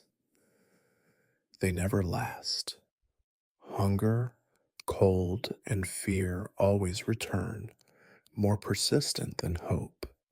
You know what the elders say, that children are the future. You also know the unspoken truth, that the future here is as bleak as the present, and the only real lesson worth learning is how to survive one more day. You watch your own children, tracing the lines of their faces, wondering how many more winters they will endure before they, too, become memories for the next generation of tired chiefs and weary mothers. At night, the children dream. You listen to their restless murmurs, the way they clutch at each other for warmth, the way their small bodies curl inward, as if to take up less space in a world that has so little to spare. You envy them sometimes, their ability to sleep, to forget for a while, to imagine a different world. You know, though, that morning will strip away those dreams, leaving only the cold and the hunger. And so you rise again, repeating the same tired encouragements, pretending you believe in a future you cannot see. You watch the children run through the frost, voices thin as wind, and wonder if any of them will remember what hope once felt like, or if all that will remain is the art of endurance and the legacy of disappointment. If there is anything more persistent than cold and hunger, it is the sound of your people fighting among themselves. Conflict is not an occasional misfortune, but a daily companion, a steady drumbeat that reminds you how thin the line is between community and chaos. You might imagine from the stories that hard times bring people together, that suffering forges solidarity. Reality laughs in your face.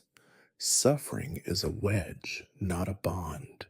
It begins at dawn, sometimes before. A raised voice outside your shelter.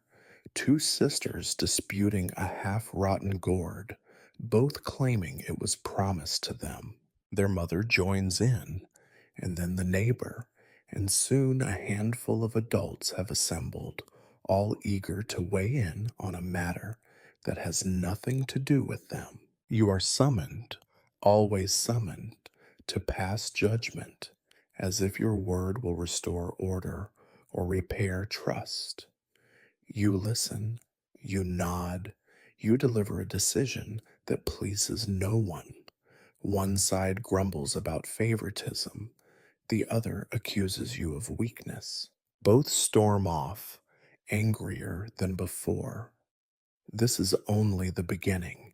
The entire day is a procession of complaints.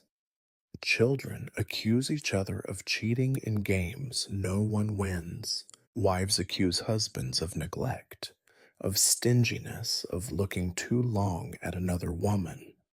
Husbands accuse wives of hoarding, of gossiping, of poisoning the soup with malice, if not actual poison. Siblings bicker over sleeping space, over scraps of food, over who does the least work. The old resent the young for their noise. The young resent the old for their demands. No quarrel is too small. One man insists another has stolen firewood. The accused swears he found it abandoned by the river. A girl weeps because her friend will not share a doll made from a scrap of fur. Two boys come to blows over a rusted knife that can barely cut bread. By midday, the camp is a patchwork of small, simmering resentments, each one ready to boil over with the right provocation. You move among your people like a bucket carrier in a burning house, putting out flames that spring up faster than you can douse them. Your words are met with suspicion, your authority questioned with every new dispute. You try to arbitrate, to be fair, but fairness is a joke in a world where there is not enough of anything. Every decision is an accusation, every attempt at peace a temporary fix at best. Sometimes the fights turn ugly. A woman's scream pierces the afternoon. A man has struck her in anger over a lost fishing net. Neighbors drag them apart, hurling insults as they do. Children watch with wide eyes, learning lessons you wish they did not have to learn. Later, you are expected to resolve it, to restore some kind of order. You call a meeting, speak of respect and unity, but the words dissolve in the cold air. The man sulks in his shelter. The woman sits by the fire with her sisters. The net is still lost, and the anger simmers on. The elders, of course, blame you. They say the camp was more peaceful under the last chief, that people respected each other then. You resist the urge to remind them how often those past chiefs were chased out, beaten, or left to starve alone when they could no longer manage the endless quarrels. You listen, you nod, you promise to be firmer, wiser, more just. You know you will fail. The truth is, no one fights more bitterly than those forced to share nothing. Scarcity breeds suspicion, and suspicion breeds conflict. When there is little food, every crumb is a cause for accusation. When there is little warmth, every log is fought over. When hope is scarce, the smallest slight grows into a wound that never heals. Sometimes you think your true job is not to lead, but to referee an endless brawl. You try to imagine a world where the disputes are about trivialities, about who sings best, who has the cleverest joke, who can run fastest. Here, arguments are always about survival. Who eats? Who freezes? Who gets blamed when things go wrong? The answers are always the same: not enough, too many, and you. At night, the camp is quieter, but never at peace. You hear whispered complaints, the hissing of gossip, the slow grinding of grudges that will be ready to surface by morning. You lie awake, wondering if there is a solution, some lost ritual or forgotten law that would bring harmony. You know better. The only law here is want, and want has no patience for peace. You tell yourself, as you walk through the camp in the darkness, that you are doing your best. You remind yourself that these people are your people, even as they tear at each other. You try to believe that one day the fighting will end. It does not. In the morning, the cycle resumes, as reliable as the sun and twice as exhausting. So you take a deep breath, square your shoulders, and prepare for another day as chief, judge, scapegoat, and unwilling witness to the endless quarrels that pass for community when there is nothing left to share. If you ever believed war was glorious, you do not remember it.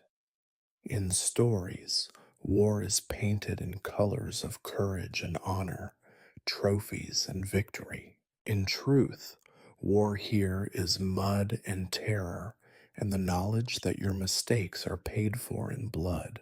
Never your own, not first, but always by someone you know. The decision to go to war is never clear, never clean. Sometimes it begins with a theft, a horse or a tool, or even a rumor that someone's cousin's neighbor saw a shadow where there should not have been one. Sometimes it starts as retaliation for an old slight, a wound that never closed. Sometimes it is simply the pressure of hunger, the promise that somewhere, just over the next ridge, someone else has what you need, and taking it might mean your people eat another week. You are expected to lead. The camp looks to you for resolve, for strategy, for a speech that will turn fear into fury. Inside, you are sick with dread. You know how these things end. Even the best plans leave someone broken, and the worst plans leave you with fewer friends and more ghosts. Still, you gather the young men, paint their faces with ash, tie feathers in their hair, hand them weapons so battered they look more suited for digging than fighting. The march is silent, jaws are set, eyes fixed straight ahead. You hear the old ones mutter prayers, hoping for strength, or at least for the enemy to be weaker than you. You walk at the front, every step a reminder that leadership means carrying the heaviest load, even when you want nothing more than to disappear into the trees. When you reach the enemy camp, if it can be called that, for it looks much like your own, with battered tents and frightened children, you do not see monsters. You see men as tired as yours, faces creased with the same anxieties, arms shaking with the same malnutrition. But now there is no turning back. Eyes narrow, hands grip weapons, and the chaos begins. A raid is never the precise, surgical strike the elders describe when they recount the glories of their youth. It is confusion, yelling, the wet slap of mud and blood, the panicked shrieks of those who did not run fast enough. Sometimes you take what you came for: a goat, a few sacks of withered grain, an old blanket so tattered it is more whole than fabric. Sometimes you leave with nothing but bruises and the echo of screams in your ears. And there is always a price. One of your men does not return. You find him later, half hidden in the reeds, eyes wide and mouth open, as if he is surprised to have lost. You carry his body back to camp, listening to the silence as the others process what has happened. No one speaks. They know what it means to lose one of their own. The women weep quietly, not for the glory of the fight, but for the empty place by the fire. Victory, if you can call it that, is bitter. The spoils are always less than what was lost. The elders declare that you must retaliate again, that you cannot let the enemy believe you are weak. The young men sharpen their knives, eager to chase away the helplessness that comes with defeat. You watch them, remembering how quickly courage turns to fear, how easily pride bleeds out on the ground. Sometimes the enemy comes to you. There is no warning, just the sound of feet in the night, a shout, the crack of a bowstring, the rush of bodies in the dark. You scramble from your bed, clutching your own weapon, heart pounding with the old familiar terror.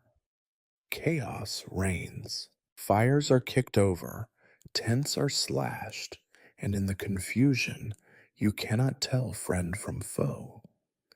The fighting ends as quickly as it began, leaving behind the stink of blood and smoke, the wounded crying, the missing gone forever. When it is over, you count your losses, always too many. A child is gone, a mother lies moaning, clutching a wound that will never heal. The elders gather to talk of revenge, spinning tales of justice that will never be delivered. The camp shrinks a little more. The faces grow harder. Trust grows thinner. You try to reassure the people. You speak of strength, of unity, of the ancestors watching over you. They listen because there is nothing else to do. In their eyes, you see doubt, fear, the knowledge that none of your words can bring back the dead or fill the empty bellies. The survivors of battle return not as heroes, but as ghosts, haunted by the memory of what they did and what they lost. At night, you sit awake, staring at the embers, listening for the slightest sound outside the camp. Every crackle of a branch, every whisper of wind could be another attack. Sleep is a luxury you cannot afford, not when the price of inattention is so high. You think of all the raids to come, all the blood yet to be spilled, and you wonder how many more battles your people and you can survive. Deep down, that war is not about victory, it is about survival.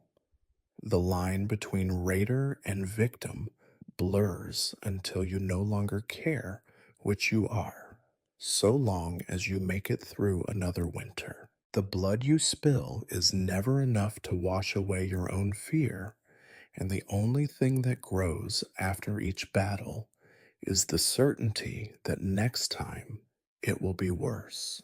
There is no warning for winter's real arrival, no dramatic blizzard, no sudden storm, just the gradual tightening of cold fingers around every living thing. Each morning is harder than the last, every breath visible and edged with frost. The world shrinks. All that remains is the cold, your people, and the hope that somehow you will see spring again. Winter in the camp is not picturesque. The snow that falls is not the stuff of stories or dreams. It is an enemy, relentless and indifferent. It seeps through every crack in every tent, weighs down every worn roof, turns every path into a treacherous stretch of ice. You walk through the camp each morning, boots stiff, eyelids raw, watching the pale sun rise weakly and give up long before it has accomplished anything.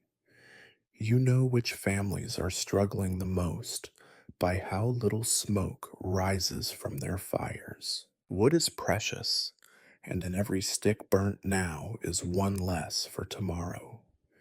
Rations are already thin, so thin they are hardly more than the memory of food. Your people stretch a single rabbit for days, boil the same bones until even the dog turns its nose away, scrape the frost from dried berries as if it might reveal something edible underneath.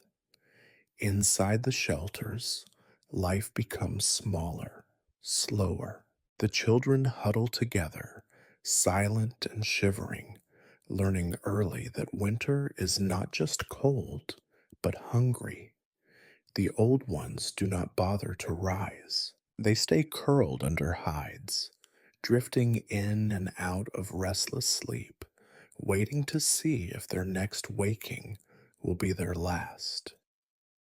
You see the mothers counting portions, dividing nothing into less than nothing, measuring hope with the bottom of the pot. Sickness spreads with the cold. Coughs echo in the cramped spaces, and fevers burn through the night. There are no remedies left, only damp rags and whispered prayers. The healer, too, is weakened, her medicines as empty as your promises. The children grow quieter, their eyes too large for their faces, their dreams frozen in place. You organize the chores as best you can.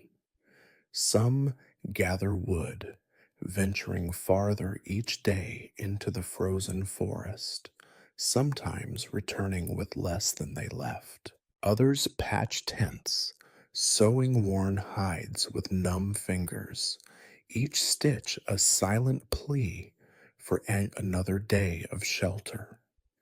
The hunters set traps, but the animals are gone or as desperate as you.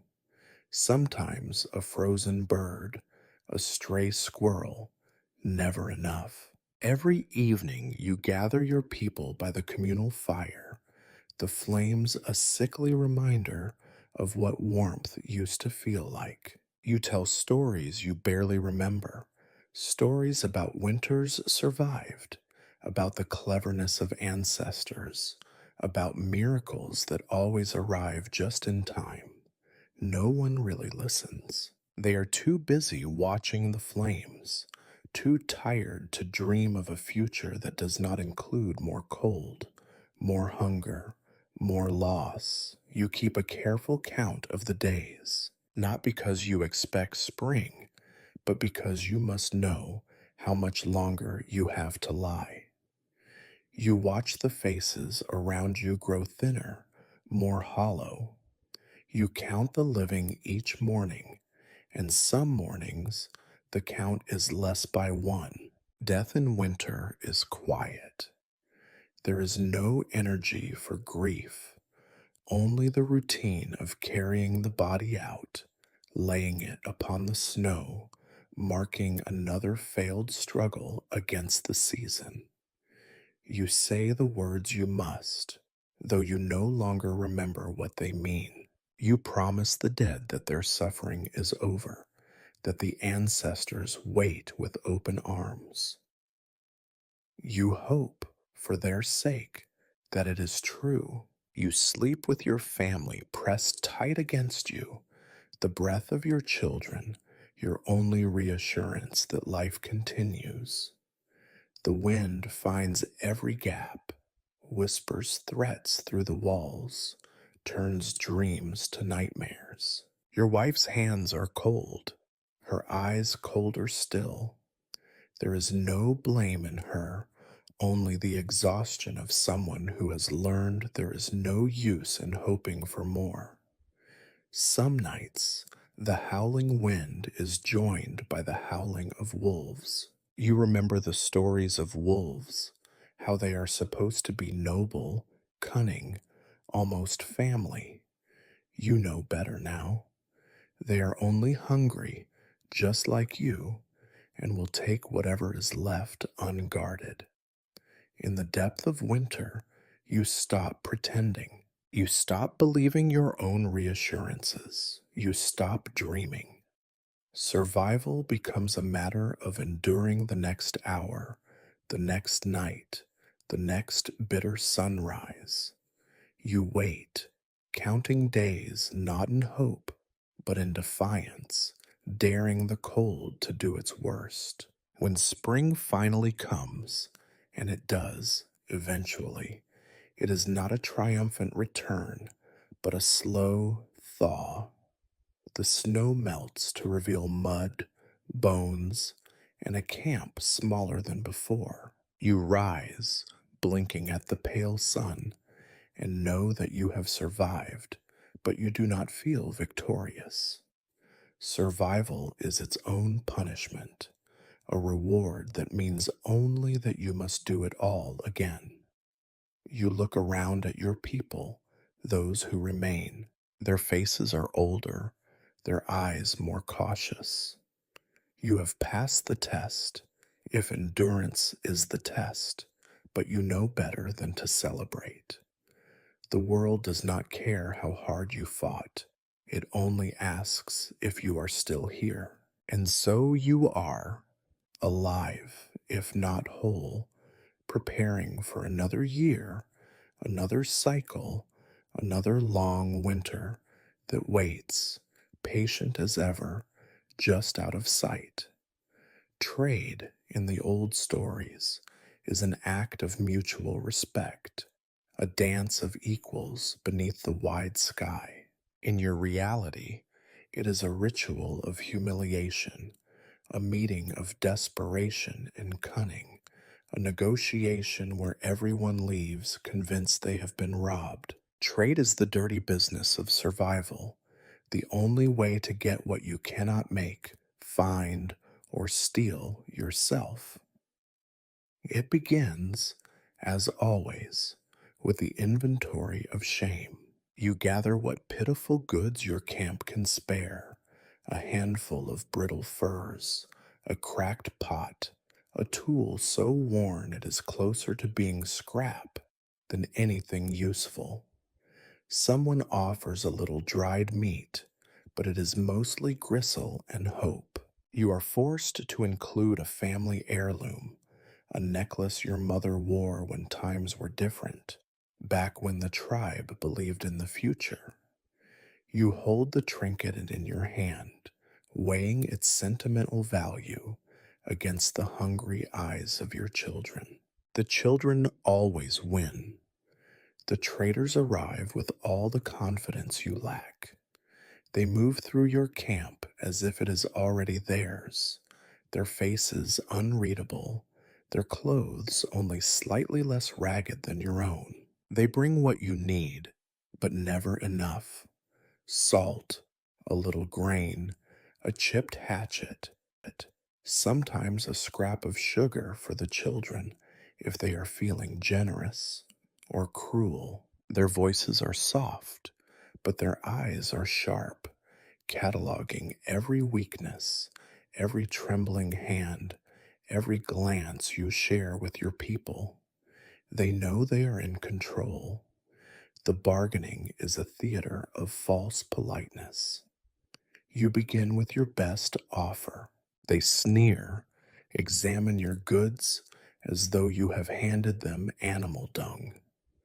They pick up the necklace, frown, then mention the story they have heard about your last failed hunt. They suggest, very gently, that desperate people cannot be choosers. They name their price, and it is always too high. You argue as you must. You try to appear calm, to mask the sting of each insult. You trade pride for a sack of meal, dignity for a coil of old rope. The traders laugh among themselves, telling stories of other tribes, other chiefs who tried to bargain harder and walked away with nothing. You wonder if the laughter ever stops, or if mocking your hunger is the only joy they have left. Every trade ends with loss. The necklace leaves your hands, destined to be melted down or worn as a trophy in some other camp. The food you receive is less than promised, and the tools break before the week is out. Sometimes the traders throw in a gift: a tiny mirror, a tin whistle, a colored bead.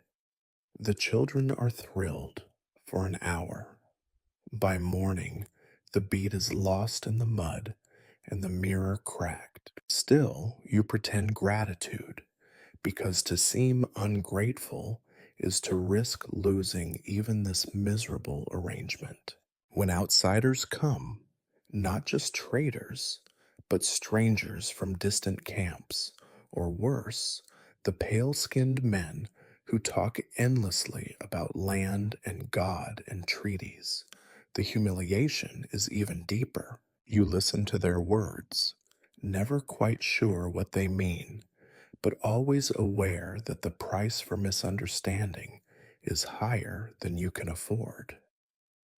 They smile as they talk, but it never reaches their eyes. They want things you do not want to give: land, water, even people. Sometimes you wonder if you would be better off refusing them all, But then you see your people thin and silent, and you remember that principles are the privilege of the full bellied.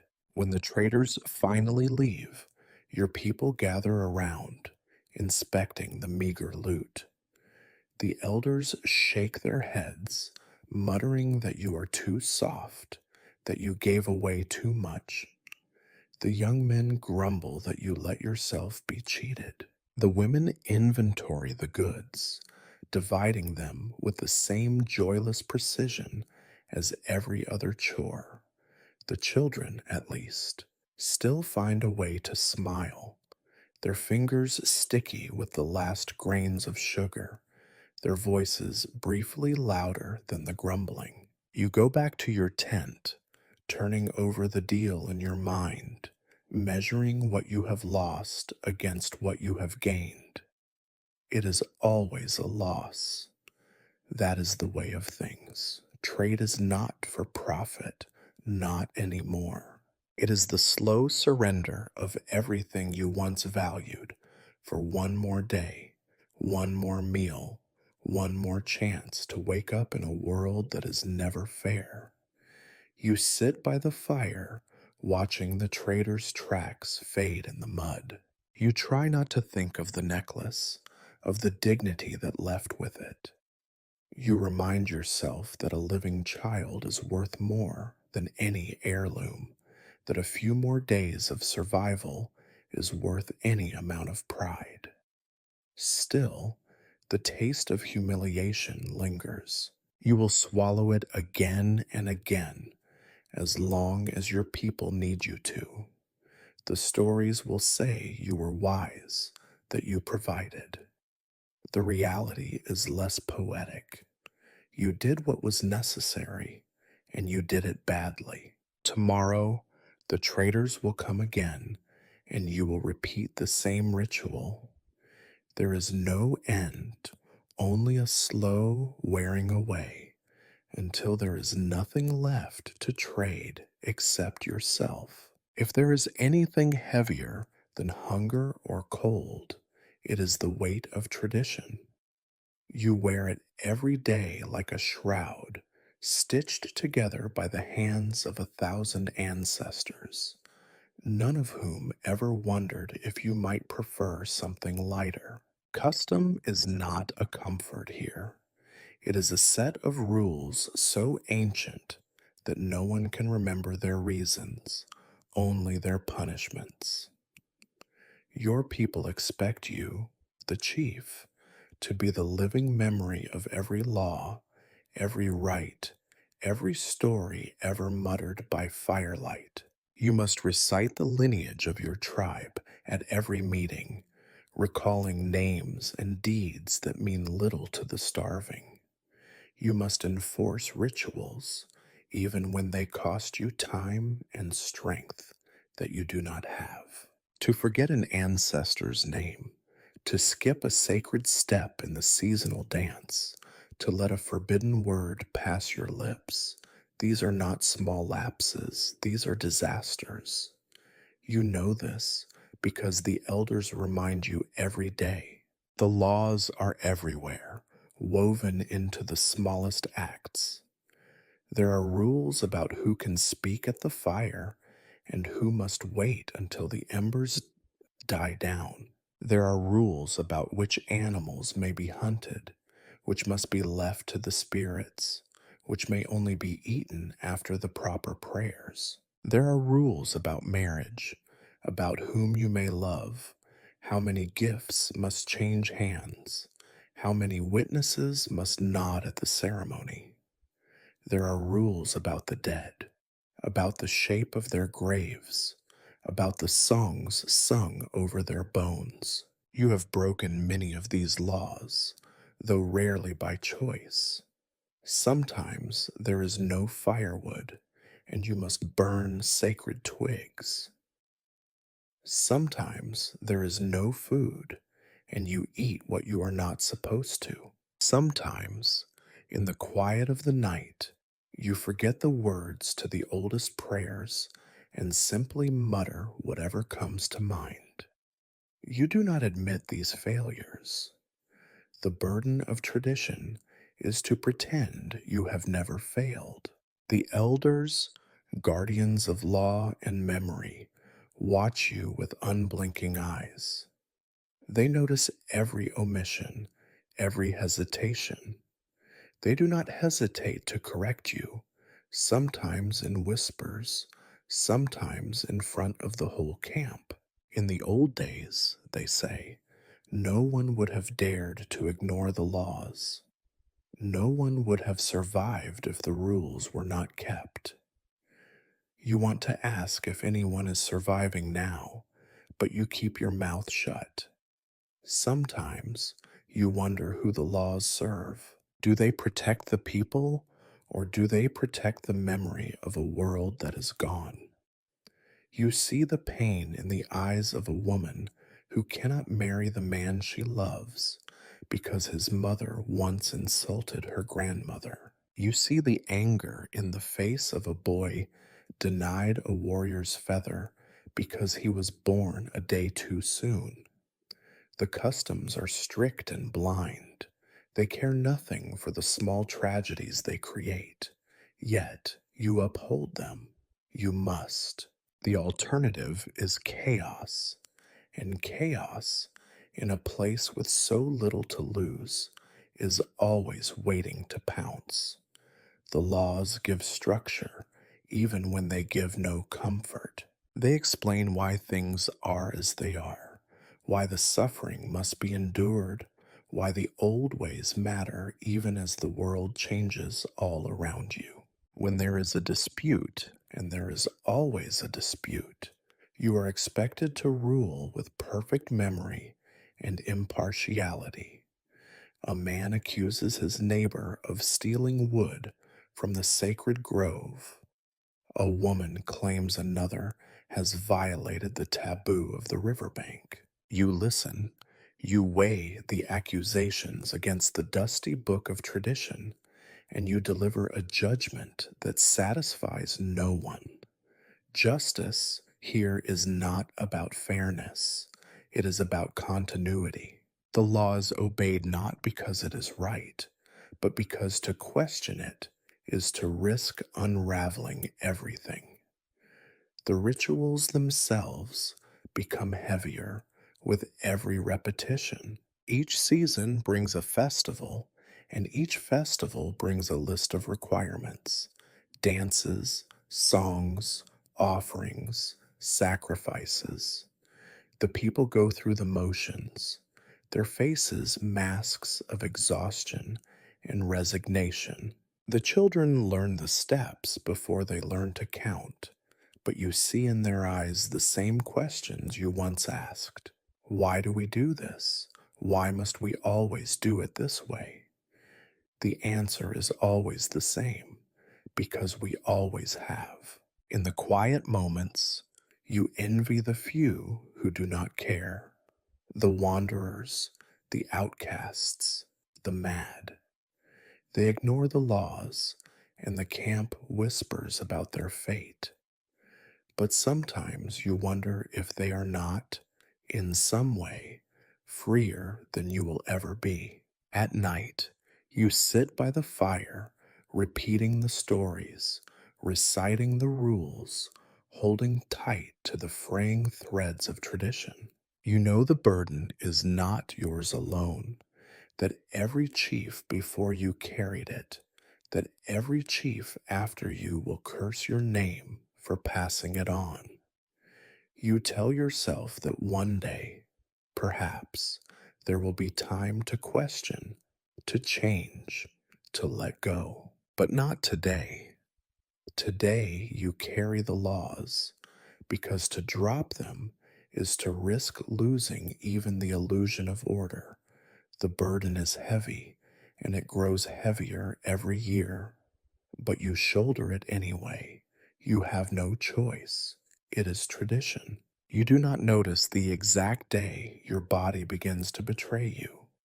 There is no warning, no thunderclap, no ceremonial announcement.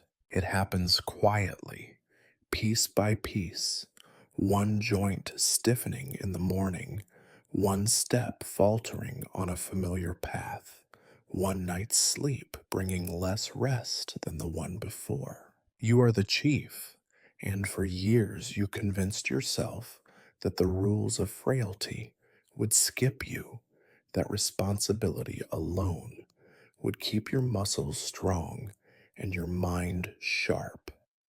But the world is not so easily fooled. At first, you simply feel tired, not the ordinary exhaustion you have carried since you inherited the role, but a deeper weariness that sits in your bones, a heaviness that does not lift. Your back aches after a day of walking the camp. Your knees creak when you kneel by the fire. You begin to move more slowly, pausing often to catch your breath, masking the pain behind the dignity of authority. People notice, of course, but they say nothing, at least not to your face. In private, they whisper. As the months slip by, small humiliations gather. Your vision, once so keen you could spot danger in a distant shadow, now blurs at the edges. Faces blend together at dusk, and you find yourself greeting the wrong people. Your hearing, too, fades. The shouts of children, the warnings of scouts, the urgent arguments of your council all become a dull roar, as if you are listening from underwater. You nod along, hoping you have not missed anything important, knowing full well that you have. Your hands tremble, though you pretend it is just the cold. Tasks that were once automatic now require focus. Tying knots, carving wood, slicing meat with a flint knife. Sometimes you cut yourself, a thin red line across your palm, the blood bright against your weathered skin. You hide these wounds, ashamed that your body is telling truths you would rather keep secret. Memory is the cruelest betrayal. There are days when the old stories slip away, when the names of ancestors fade, when you cannot recall the proper words for a blessing or a judgment. You recite the wrong tale at the wrong time, correct yourself, laugh it off, hoping no one notices how much more often this happens. You forget promises made at last week's council. You forget what you meant to say when you rise to speak. You forget sometimes why you became chief in the first place. The people watch you with a new kind of scrutiny. The elders, themselves halfway into the same darkness, exchange looks of pity and calculation. The young men measure your strength, wondering how much longer you will hold on, who might take your place. The children do not care. They see only another old person, slow and bent, someone who cannot play, cannot run, cannot protect them from anything. Your wife, older now too, watches you with a mixture of tenderness and impatience. She remembers when you were strong, when you could wrestle a deer to the ground or chase a thief out of camp.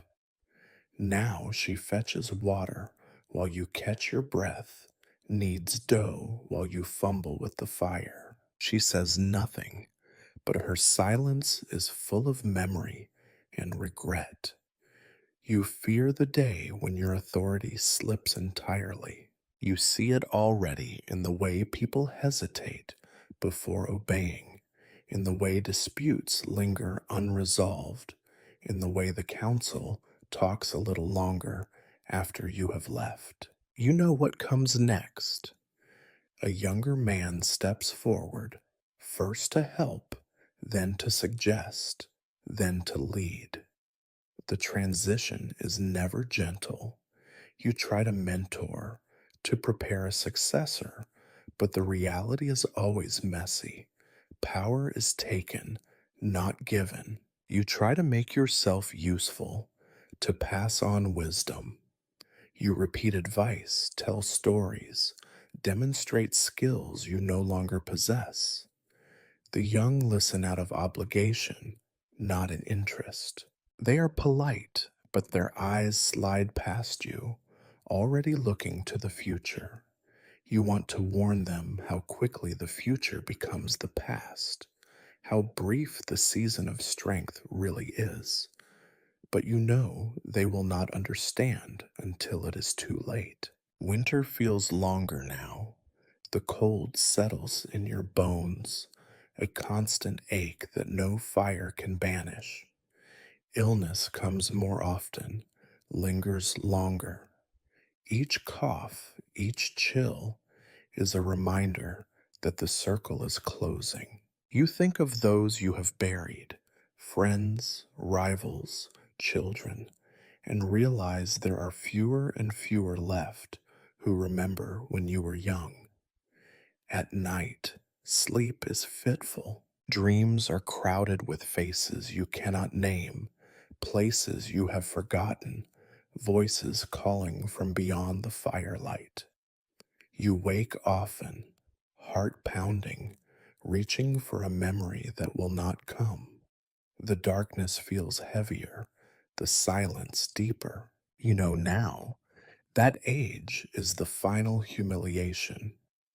All the burdens you carried, leadership, tradition, pride, mean little when your hands shake and your words falter. You become a shadow in your own camp, a figure of nostalgia and impatience, both pitied and ignored. Yet each morning you rise. You wrap yourself in whatever dignity remains, greet your people, listen to their grievances, pretend that your advice still matters. You endure because that is what chiefs do. You endure because there is nothing else to do. Old age is not wisdom, not peace, not reward. It is the slow unraveling of the body, the gradual erasure of everything you once were. But you hold on, stubbornly, quietly defiant. You are still here, if only just. And as the fire burns low and your bones complain, you remind yourself someone must remember. Someone must endure, even if it is only for one more day. It is a cruel trick of old age.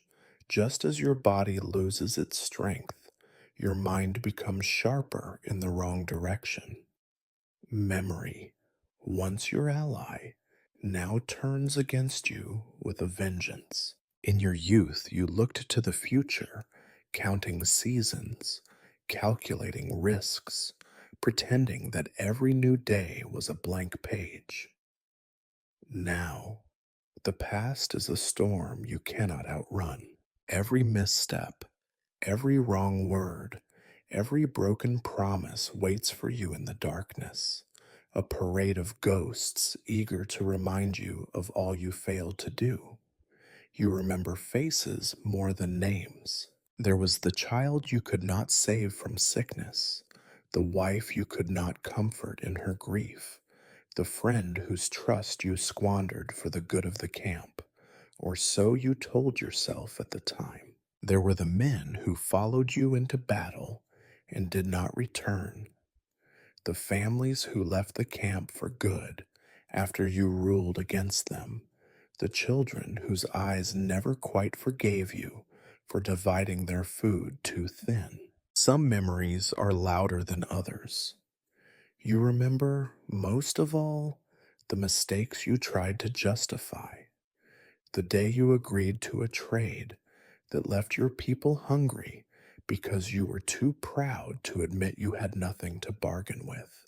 The time you punished the wrong man for a theft you were too tired to investigate, just to make an example for the others. The night you stayed silent during the council when you should have spoken, letting the loudest voice win and condemning a family to exile.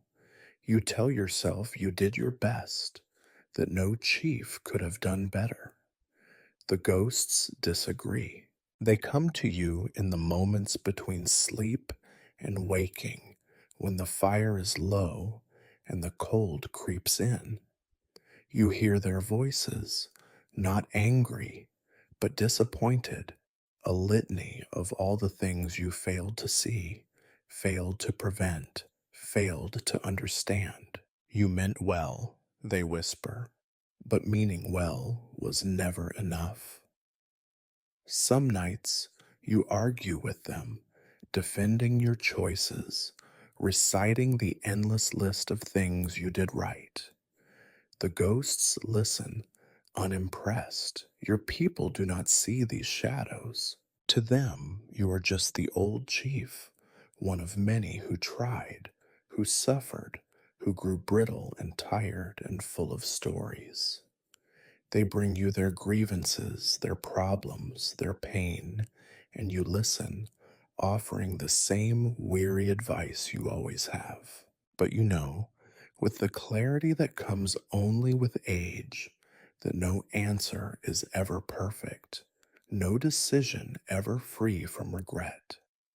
The camp itself is a museum of your errors. You see it in the broken fence that was never properly rebuilt, the patch of poisoned earth where nothing grows because you ignored the healer's warning.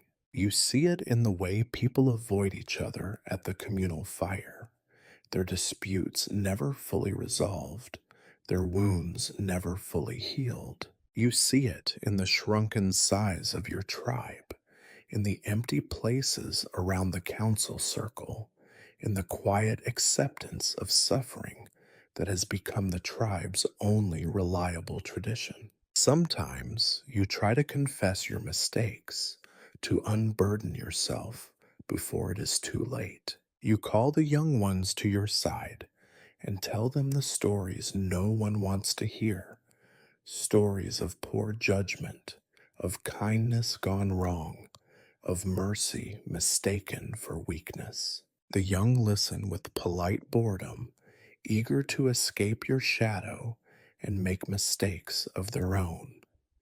You envy them their ignorance, their ability to believe that this time things will be different. You wish you could speak with those you wronged, ask their forgiveness, rewrite the choices that haunt you. But the world does not allow for revision. The dead do not answer. The living are too busy surviving to care about the old chief's regrets. You carry your guilt like a hidden wound, pretending it does not ache, though it always does.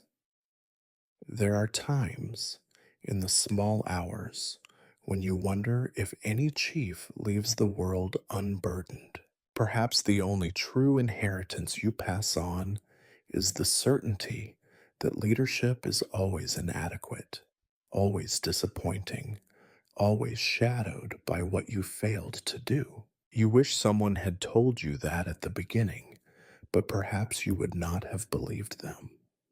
Pride is the cruelest ghost of all. As the seasons turn, your memories grow heavier. The faces of the dead multiply. The list of unfinished tasks lengthens. You try to focus on the small victories. A winter survived, a quarrel settled, a child's laughter that pierced the gloom for an afternoon. But the mistakes always return, louder than the stories of survival, more real than any legend. When the ghosts gather, as they always do, you do not chase them away. You let them sit with you by the dying fire, a council of silent judges. They are, in the end, the truest record of your time as chief, not the victories, not the celebrations, but the long list of things you wish you had done differently, and the knowledge that regret is all you can truly claim as your own. The world does not end with a storm or a battle. It ends with another dawn, gray and indifferent, a day like any other. You wake before the sun, because old habits die last of all. Your joints ache, your skin feels thin as bark. You sit up slowly, listening to the familiar chorus, the wind rattling the loose hide at the door, the coughing of children, the faint clatter of a pot somewhere outside. Nothing is new, nothing has changed. This is your kingdom, such as it is. What remains of your people move about their chores in silence. There is no laughter, only the low murmur of necessity. The fires burn small and uncertain. The food is scarce, and the woodpile is only a memory of what it once was. You feel every eye on you, not with hope or even blame, but with a dull expectation that you will continue to exist as you always have, to absorb the weight of their lives. You rise and step outside, feeling the cold press against your bones, sharper now, as if the world wants to hurry you along. You walk the perimeter of the camp.